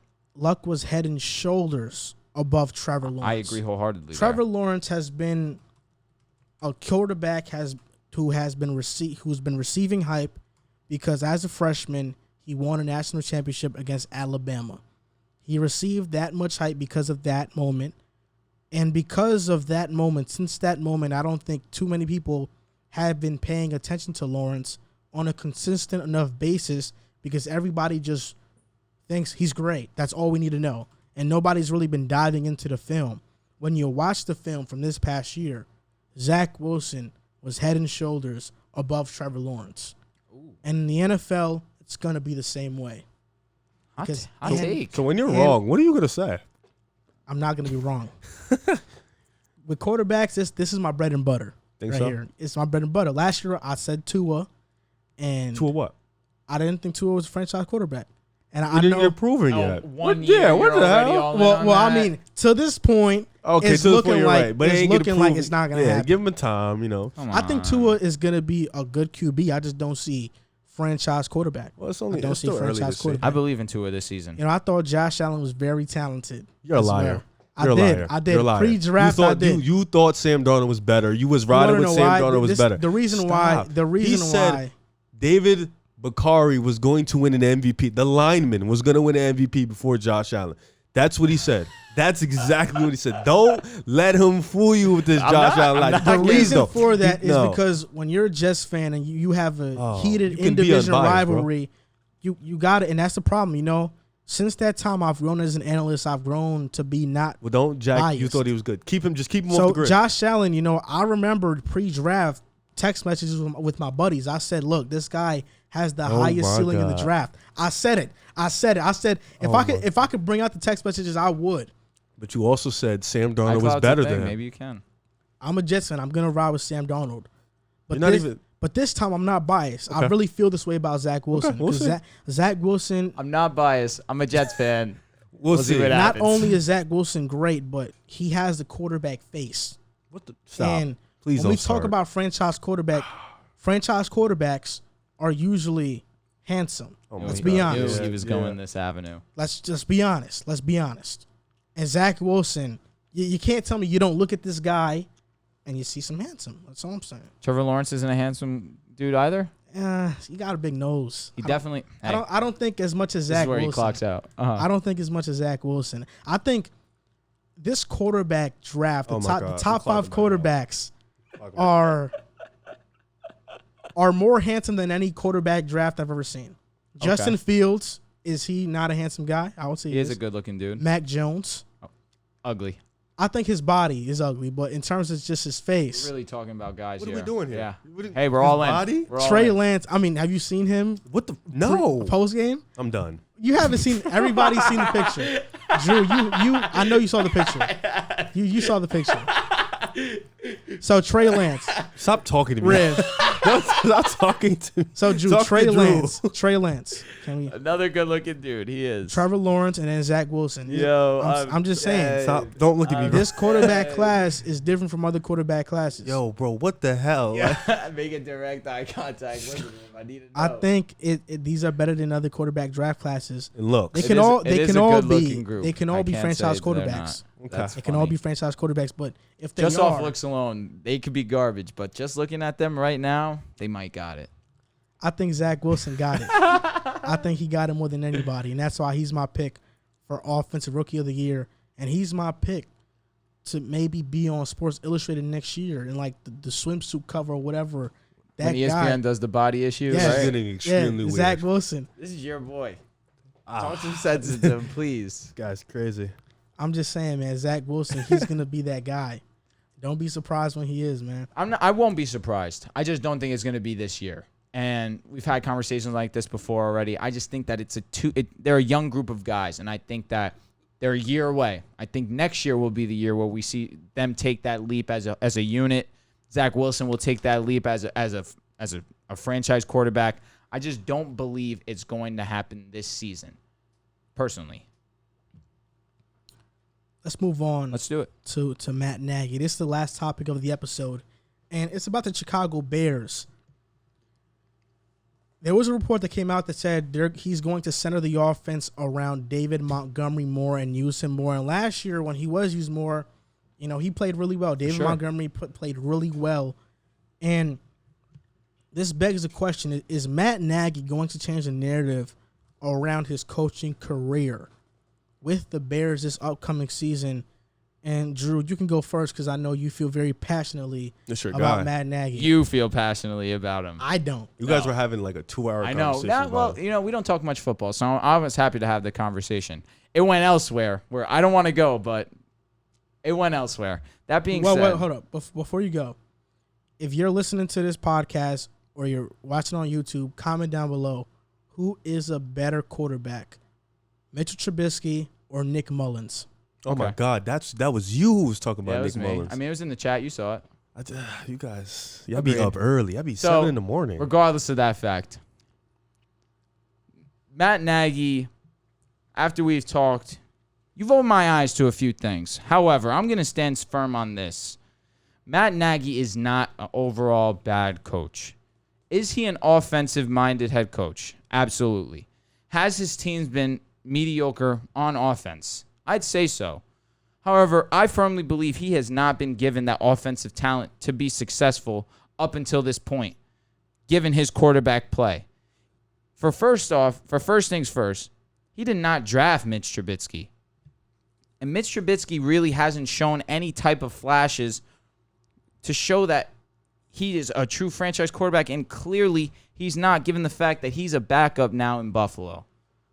So now I'm looking at this roster that they have offensively, and last season of how they went 8-8, and that's so mediocre. They made the playoffs regardless of that fact. Given the limitedness of that offense, Matt Nagy realized, hey, we got a guy, David Montgomery, young dude. Why not give him the ball instead of giving it to this quarterback that they're going to give us a chance to lose this game? Let's live and die by this guy. Ended up giving the ball to Dave Montgomery. Dave Montgomery by far had his best season of his short career. And it translated to winning some games. They had a relatively easy schedule. I can't say towards the back end they didn't have an easy schedule. But regardless of that fact, you still need to win the game. Anyone can lose on any given Sunday. We've seen that. Only one team in the history of football has gone undefeated. But to actually go get it done is a different thing in and of itself. This guy, Matt Nagy, has coached the Bears 3 seasons, and out of those 3 seasons, he's made the playoffs twice. With a roster that I wouldn't say is exceptional by any means. 8-8 is not that good of a record, but we saw a team in the Washington football team win their division going 9-7. So it's not that crazy for them to make the playoffs as a wild card team going 8-8. Regardless of that fact, they still made the playoffs. And so 2 out of 3 years to make the playoffs, you guys did beat them for sure. But you guys got extremely fortunate. Fortunate, or they just suck. The kicker missed. Yeah. So they suck. Yeah. No, he stinks. You could debate. Yeah.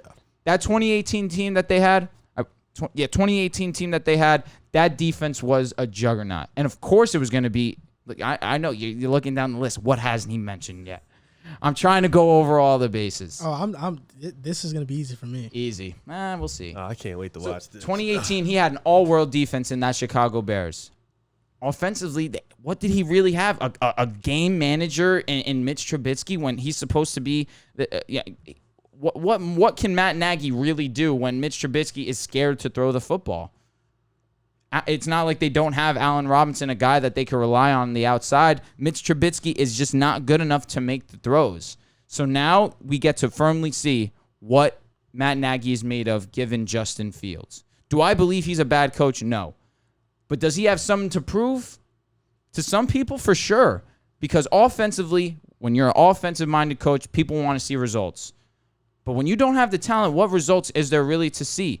You have Allen Robinson now. You got Darnell Mooney now. You got David Montgomery. Offensive line still needs some help, and that's definitely a huge part of it. But now you bring in Justin Fields. He actually drafted his guy. Now we get to see what Matt Nagy's truly made of. I firmly believe Matt Nagy's not a bad coach, and he's made the most of what he's had. And did that defense help him in 2018? Sure. But 2020, was it really that much of a difference maker for them to be where they were? I'm not gonna say that. If it were, they would have been better than 8-8. That was beautiful. So I'll throw it over to my guy over here. That was beautiful. Like I said, thanks, man. This is gonna be too easy. Oh God. So you should start looking up on Google, picking your body bag. Oh this my is over. God. Really? You're about to put me in a coffin like that? He's about to 30 you. Matt Nagy is an offensive coordinator who is not a good offensive play caller. In 2018. That was his best year as the OC. His first year. The Bears were 9th in scoring, but being 9th in scoring or ranking at the top in scoring is a very misleading number because total offensive yards is a better number to gauge how good your offense was. Since getting to Chicago, 2018, he ranked 21st. 2019, he ranked 29th. And this past year, he ranked 26th. An offensive coordinator who was titled as this offensive guru, and because he made the playoffs in his first year, people overrated the heck out this guy, has not been a good offensive play caller with Chicago. You compare it to a guy in Shanahan. You talk about how Matt Nagy had a bad quarterback, right? Mitch Trubisky. Okay. And Nick Foles. And Nick Foles. In 2017, Shanahan had C.J. Beathard, Brian Hoyer, and Jimmy G for 5 games. He ranked 12th in total yards. In 2018, Jimmy G tore his ACL, and he ranked 16th in total yards with Nick Mullins. With Jimmy G in 2019, who was an average quarterback, ranked 4th in total Jimmy G yards. average? I think he's a good starting One of the QB. highest winning percentages ever. When you watch him play, is he not an Average is strong, but He's go good. ahead. Okay, Average he's good. strong. Is he a franchise quarterback? Oh no. With Stop. injuries, no. But he's a winner. Go ahead. And this past year, they ranked 15th with bad quarterback play as well. Shanahan did. He So got never it in done. the 20s. Never in the 20s, even though his quarterbacks have been abysmal. In this past year, he had injuries everywhere, to Brandon Ayuk, to Deebo Samuel, to George Kittle, to Raheem Mostert, to Jimmy G on the defense, and still got it done on offense. The Bears last season, had an 80% success rate when running 12 personnel. But despite this, Nagy continued to trot out 11 personnel and made Foles take 3-step drops, which had an incredibly high pressure rate, which made Foles worse as a quarterback. Which makes sense. Quarterback play is a reflection of your play caller and how good your play caller is. A great play caller can make a bad quarterback look average. A bad play caller can make a highly touted prospect like Sam Darnold look like the worst quarterback in the league. And I'm still not high on Sam, but I'm just saying a bad play caller can ruin a guy's career. He would call short passes out of play action on early downs. The problem with that is that the purpose of play action passes is to hold or pull out linebackers or players in the secondary. Under 5 yards on play action, Foles had a 48% success rate. So when it was short play action passes, the Bears wouldn't have much success. Over 5 yards, Foles had a 75% success rate. Yet Matt Nagy, knowing these numbers, didn't call longer play action passes. The Bears never scored 24 points in 4 straight games until Matt Nagy relieved his offensive play calling duties to Bill Lazor, who's the offensive coordinator there. They were at their best as an offense when Matt Nagy wasn't calling the plays, and when Bill Lazor took over, Mitchell Trubisky completed 68% of his passes and was on a roll. You look at Trubisky's numbers with Nagy versus with Lazor calling plays, it's a huge difference. And that's why quarterback play is linked to offensive coordinator and to play calling. Matt Nagy, to this point, has not shown that he's a good play caller. And Mitchell Trubisky gets all the blame for the offense being bad, when in reality, most of it is on Matt Nagy. And even with Trubisky being this abysmal quarterback and having this horrible resume to the point that you think Nick Mullins is better than him, his numbers are good. Whatever. His numbers are good. They're all right. You're going to look at those numbers and tell me they're good? They are good. Good. Yes. The word good. Rev, pull out his numbers and tell me if they're not good. Who am I talking about? Mitchell Trubisky. Did he make a Pro Bowl? 2019. Through text, you talked about how Nick Foles was a bad quarterback and he had better numbers than Nick Mullins. But you refused to say Nick Mullins is actually a bad quarterback. I did say, what do you see? You want me to pull him out? Because I could. You could do it. I could pull him out when I said they're out. all trash. And when I tweeted, it's choosing between Mitch Trubisky and Nick Mullins is like going into a trash can and trying to pick the best item. Did I not say that? That's not bad. Read them out. Go ahead. 2,000 yards, 16 touchdowns, 8 interceptions. Okay, keep going. Look at his other years. 3,000 yards, 17 touchdowns, 10 interceptions. Okay, not accept. Like, these are good to you? Yeah, 24 and 12. Yeah. 3,000 yards. He made the Pro Bowl that year, too. 24 and 12. That's the best I've heard. He's only regressed. 17 and 10 isn't bad. It's okay. But he's only been put in a worse situation. I'm just saying, I don't think Mitchell Trubisky. Over the iMessage, I don't think Mitch is a franchise quarterback, but I think Mitch is much better than what he showed in Chicago because I don't think Matt Nagy was a very good play caller. But if he was good, wouldn't he have a starting job? That's the question. Right now, the quarterback position in the NFL is filled up, and that's part of the reason why Trubisky doesn't have a job, because every single team in the NFL has a quarterback. Think of a team that doesn't have a quarterback. The Lions are one, right? But they traded Stafford to get Goff. They have their quarterback. The Niners got their young guy in Lance. The Jets got Wilson. The Jags got Lawrence. Saints you could say they need one. The Saints, yeah, but Jameis Winston, first overall pick, you still bank on his potential. Washington chose to go Fitz over him. Washington chose Fitz, and that's completely reasonable. I understand that. Exactly. So it's like I understand a 39-year-old gets a chance over a young guy. But you're the same person that isn't down on Tua, yet Fitzpatrick, 1 year. Yet Tua was routinely benched for Fitzpatrick. I firmly believe Tua should not have played at all last season. It was clear as could be he was not ready. Okay, that's fine. But he was routinely benched for Fitzpatrick. Does that mean you're completely out on Tua? It doesn't. The thing about it. One was in year 1. The other we've seen a full rookie contract out of. Year 5. Yeah, we've seen Trubisky, and he's a guy who I think, God forbid this happens, but in Buffalo, if Allen goes out, if he's out a couple weeks, he has a kind of a nagging injury. Yeah. I think we're going to see Trubisky perform really well. I really do. I really do. I don't know about that. I do. I don't know about that. I do. You're talking about replacing a top 3 MVP candidate in our league with someone who has just had years and years of mediocrity. And you think he's going to have success with, listen, Stephon Diggs. Josh Allen had 3 years of mediocrity, then broke out. Or 2 years of mediocrity, then broke out. And I give credit to Stephon Diggs there. They didn't have a true number one. I give credit to Stephon. I give credit to Brian Dable. I give credit to Josh. And I give credit to Josh Allen most and foremost because you got to do it, period. But Brian Dable's offense also helped out Josh Allen a lot and also allowed him to use his legs. What I'm saying is that when you look at Mitchell Trubisky's stats with Bill Lazor calling the plays, he looks like a different quarterback. He won the MVP. And you're disrespecting Trubisky. Now? The MVP. Okay, explain that to me. The Nickelodeon most valuable player. See, that's why I when you said it to me, I was just like, yeah, what is he talking about? I'm just gonna ignore it. I'm glad that you said that. Nickelodeon. Did he get slimed? I don't know, but you didn't know he won that. You didn't know he won that? That sounds ridiculous. Well, he won that, but I'm just saying. Bro, it's a big thing. Matt Nagy made Trubisky look worse than what he is, and the fact that he doesn't have a starting job, to me, doesn't change what I think he is. I don't think he's a franchise quarterback. I don't think he's a high-level starter. I do think he's a low-level starter, and he can win you games in this league and has shown the ability to do so. Another one that I just came to my head. Sam Darnold, right? They really have been pretty similar. You could say Mitch Trubisky's been better, right? He has been better. You could say that. He has been better. Why didn't he go to the Panthers? Why isn't he their starting quarterback? You want to know why? I would like to. The narrative around Matt Nagy is that he's a genius offensive coordinator for some absurd reason. The narrative around Sam Darnold is that Adam Gase messed him up.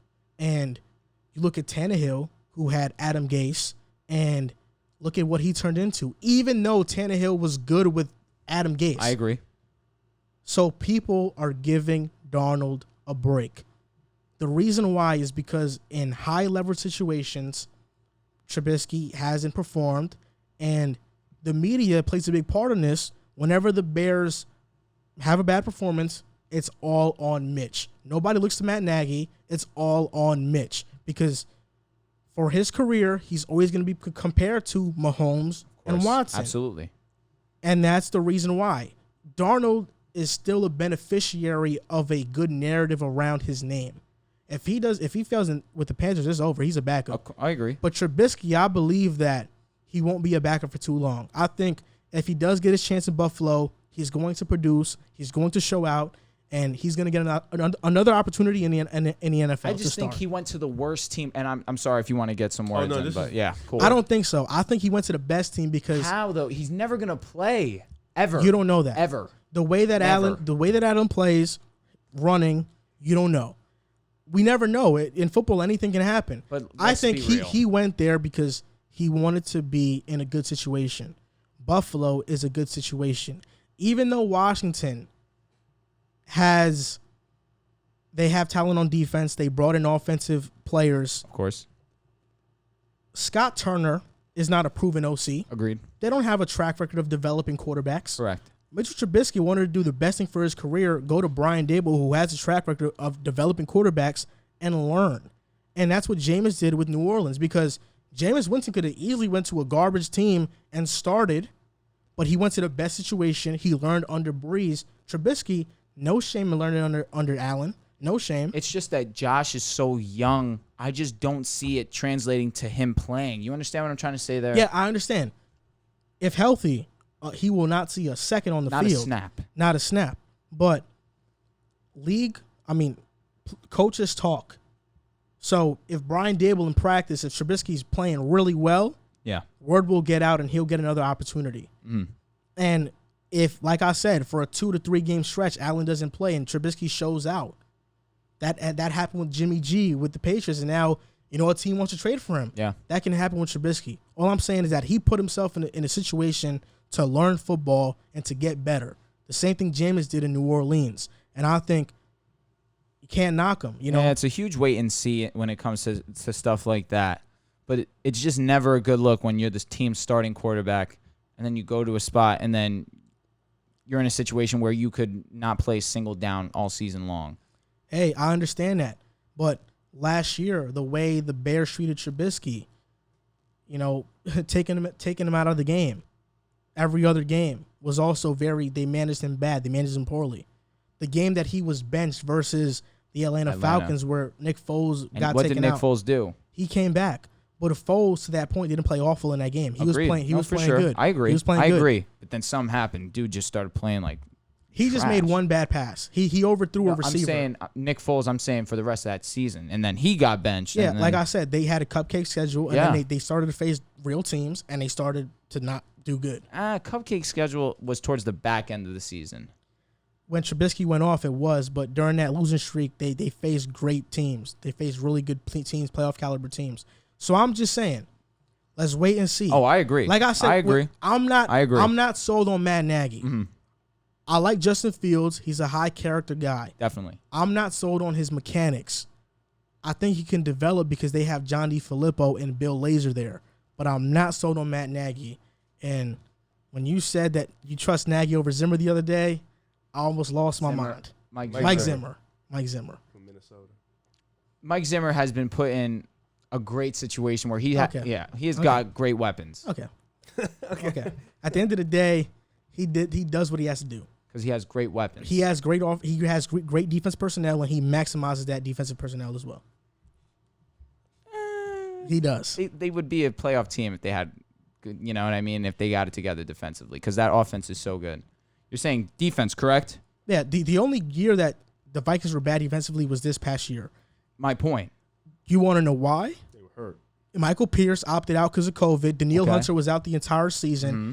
All of the cornerbacks were rookies because Xavier Rhodes left, Trey Waynes left, Mackenzie Alexander left. Xavier Rhodes is old. Anthony Barr didn't play. The Colts. He's the third cornerback.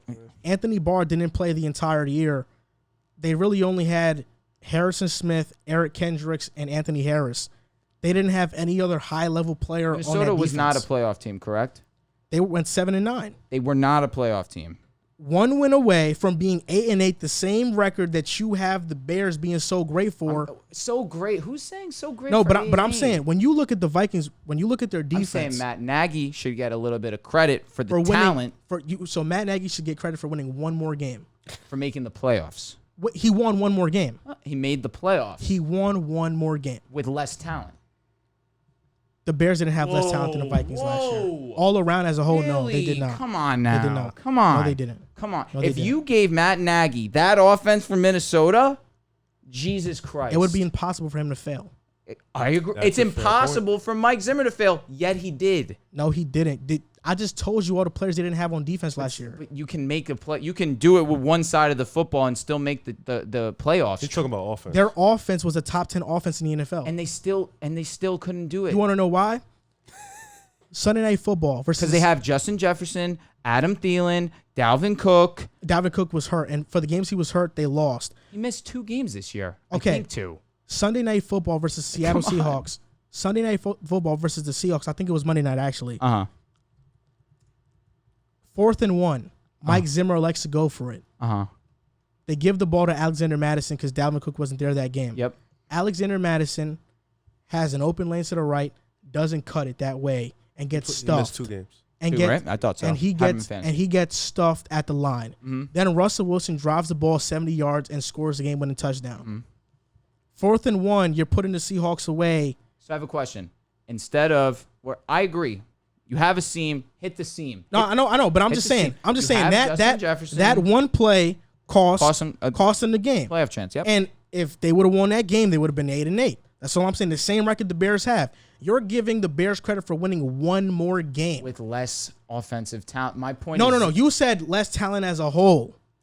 I said offensive talent. I clearly said offensive talent. You didn't say offensive talent. You said talent as a whole. Again, you said scrutinizing what I say, which is fine, which is fair. We can go back and see the clip. You can. I know you will. I will. You said less talent as a whole. Okay. Am I not allowed to tell you what I meant? Is that okay? No, it's okay. Okay. But we're specifying who had better defensive talent. By far and away the Bears. Okay. I'm not ignorant. I'm not. This is the thing, ignorant to all this stuff. This is the thing. Mike Zimmer, when given a good personnel on defense, has always been he's always coached a top 10 defense. This past year, Hunter, who's one of the best edge rushers in the league, was out. Michael Pierce, who was supposed to be a great addition, was out. They didn't have a defensive line. They were one of the worst defensive lines in the league. Yeah, they gave up a ton of rushing yards. Anthony Barr was out for the entire year, basically. Trey Waynes, Mackenzie Alexander, Xavier Rhodes, all starting corners left. They were starting Jeff Gladney and Cameron Dantzler and Mike Hughes, who was hurt the entire year. Linebackers, only Eric Kendricks. Everybody else is average. Can't forget Harrison Smith. Okay. The only 3 good defenders they had on that team last year were Eric Kendricks, Harrison Smith, and Anthony Harris. That's it. I agree. And Cameron Dantzler did show out last year, and DJ won him a little bit, but their defense was abysmal from a personnel perspective. You look at the Bears. It's okay to say that, but you can't say that the Bears. The Bears, since 2018, every year Nagy has coached them. They haven't been a good offense. But how many years out of those years have they had a solid offensive group? They've had a number 1 receiver in Allen Robinson. I agree with you there. They have this past year. They had Jimmy Graham, Cole Kmet. Come on, Jimmy Graham's washed. Cole Kmet's on the rise. Jimmy Graham he's average, but he's not washed. He's still an okay. He's a manageable tight end. I guess he's a manageable tight end. Like Jared Cook and him are at the same point, and I'd rather Jared Cook. David Montgomery. Well, David Montgomery's in what year? That last year was year 2. What I'm saying is that he's never had a good offensive group. I agree. He's never had that. I'm saying Mike Zimmer has had that every year routinely, every single year. All right, so we're kind of saying the same thing to a degree. From what you just said, I think we're saying the same. Where now, I agree with what you're saying. We need to wait and see, but finally he's got a group of guys. Nagy's finally got a group of guys that I'm willing to say, now we have to see what Nagy can do. But what's the group of guys? It's the same roster as last year. To a degree, but now he's got his quarterback. And Justin Fields. Okay, so the quarterback is the only thing that changed. Well, Darnell Mooney is not a rookie anymore. Now he gets an extra year. But last year he was good. He was good, but I think he'll be better. He has room to improve. He'll be better, but last year he was good. He was a sleeper player. No, for sure. He was really good. No disrespect. Mooney was solid last season for sure. With better quarterback play, he could have been in the running for having 1,000 yards. I agree. He was a good receiver last year. No doubt about it. So I'm saying they have the same personnel but on their offense. offensive line is still not great. They were like the back 10 of the NFL. The Minnesota Vikings have a bottom 20 offensive line in the league. They have a worse offensive line than the Bears. Very true. But they don't have and Thielen and Jettas. It's like they have the personnel to get the ball out fast. Kirk Cousins is a good quarterback. I mean, that's a lot. That's due to the play calling though on offense. They have great personnel on top of a good quarterback. It's great personnel, but it's the play calling that they play. It's the plays that they run. Gary Kubiak last year was their OC. Hey, that's a great coach right there. Last year Kirk Cousins had the most layup throws. Yeah. Layup throws means that wide easy open. throws. Yep. Easy throws, and that's a credit to the offensive play calling and the design of the offense and the plays. We're not going to give credit to the receivers for getting open? Well, the quarterback is as good as the play calling. Receivers get open, that's true, but layup throws means easy throws, means routes that work. Justin Jefferson, his ability to break away from his defender is unlike many in the league. Well, of course, but are we just going to minimize offensive play calling? Absolutely not. Okay, but I'm just saying. Absolutely not. Gary Kubiak put Kirk Cousins in a position to have a breakout year. We're talking about a Super Bowl champion coach, Gary Kubiak. Gary Kubiak. I mean, he's a great amazing. OC. He's amazing. But even before that, Kevin Stefanski. With Kirk Cousins, they had the 6th-ranked offense in the NFL. Mm-hmm. Matt Nagy has never put his offense or his quarterback in a position to make the game easy on him. It could be said that Kirk Cousins, up until last season, had struggled until Gary Kubiak comes in, and now he's back. He had to a form. Great season. He had an unbelievable season. No. With Kevin Stefanski, he had a great season. The first year in Minnesota was underwhelming. The first year in Minnesota, they didn't make the playoffs. It was underwhelming because the expectations were high. Correct. But Kirk Cousins has only played awesome in Minnesota. He's only played awesome. Kevin Stefanski with Kirk Cousins, they beat the Saints in the first year. That's hard. Awesome. I agree. He played awesome last year. There are narratives around Kirk Cousins that are refusing for you to say that he did, but since he's been in Minnesota, he's been a really high-level quarterback. I agree. And even in his first year, they didn't make the playoffs. Like, he threw 600. I'll give you this. Touchdown to interception ratio that first year was excellent. I'm just saying, even the record. Look at the record. They went 9-7, which is one game above 8-8, which is the record you're praising Matt Nagy for having. He made the playoffs. I'm praising him for making the playoffs. But it's the same record. It doesn't have that great of an offensive unit. But even if 8-8 or 9-7, what's better? 9-7. 9-7. Okay, absolutely. So am I gonna knock a guy for going 9-7 but not making the playoffs, even though this coach went 8-8 and made the playoffs? I'm not gonna knock. No, that's fair. Absolutely. So even though Matt Nagy made the playoffs going 8-8, yep. that 9-7 is still more impressive to me because it's 9 an extra wins. Win. Absolutely. It's 9 wins. Absolutely. Same thing with the Dolphins. They went 10-6 last year. I'm not gonna knock them, of course, because they went 10-6, even though they didn't make the playoffs. So I'm saying that made the playoffs argument. I don't get it too much because it's just 3 seasons he's been on the team. He went 500. 2 and 3 of those years he's made the playoffs. It's like, let's not say he's a bad coach when he's still having success relative to what he has. Because his DCs have been good. But again, the defense has regressed since that great 2018 year. They haven't had the same personnel. But I'm just saying, you just look at what happened. Matt Nagy, his offense, his side that he has to take care of has not been good. It's not been good since he's been coach. No, listen, and that's all I'm saying. I agree. And listen, I'm not disagreeing with what you're saying. I don't think he's a good coach. See, and that's where we differ. Okay. I don't think he's a good coach. That's all I'm saying. No, loud and clear. So we'll see this year what Chicago does because now they have a second place scheduled because they made the playoffs. They're going to face tougher opponents. Yep. And we'll see what happens. We'll see what you think Matt Nagy's an offensive guru does. We'll see what the offensive guru does. Okay. Yes. So this is going to do it for this episode of the Pick a Side podcast. This was episode 100. It ran for 3 hours and 30 minutes. Thankfully, we won't be recording until Tuesday, so we'll have a nice little break, and you guys will have a nice little break from our voices. Have a lot of time to listen to this whole podcast and digest it. So if you made it this far, thank you. We're thinking about doing a giveaway for you guys. We are still thinking about what it's going to be and how it's going to get done, but we'll keep you guys updated. So if you made it this far, thanks for watching, and we'll see you next time.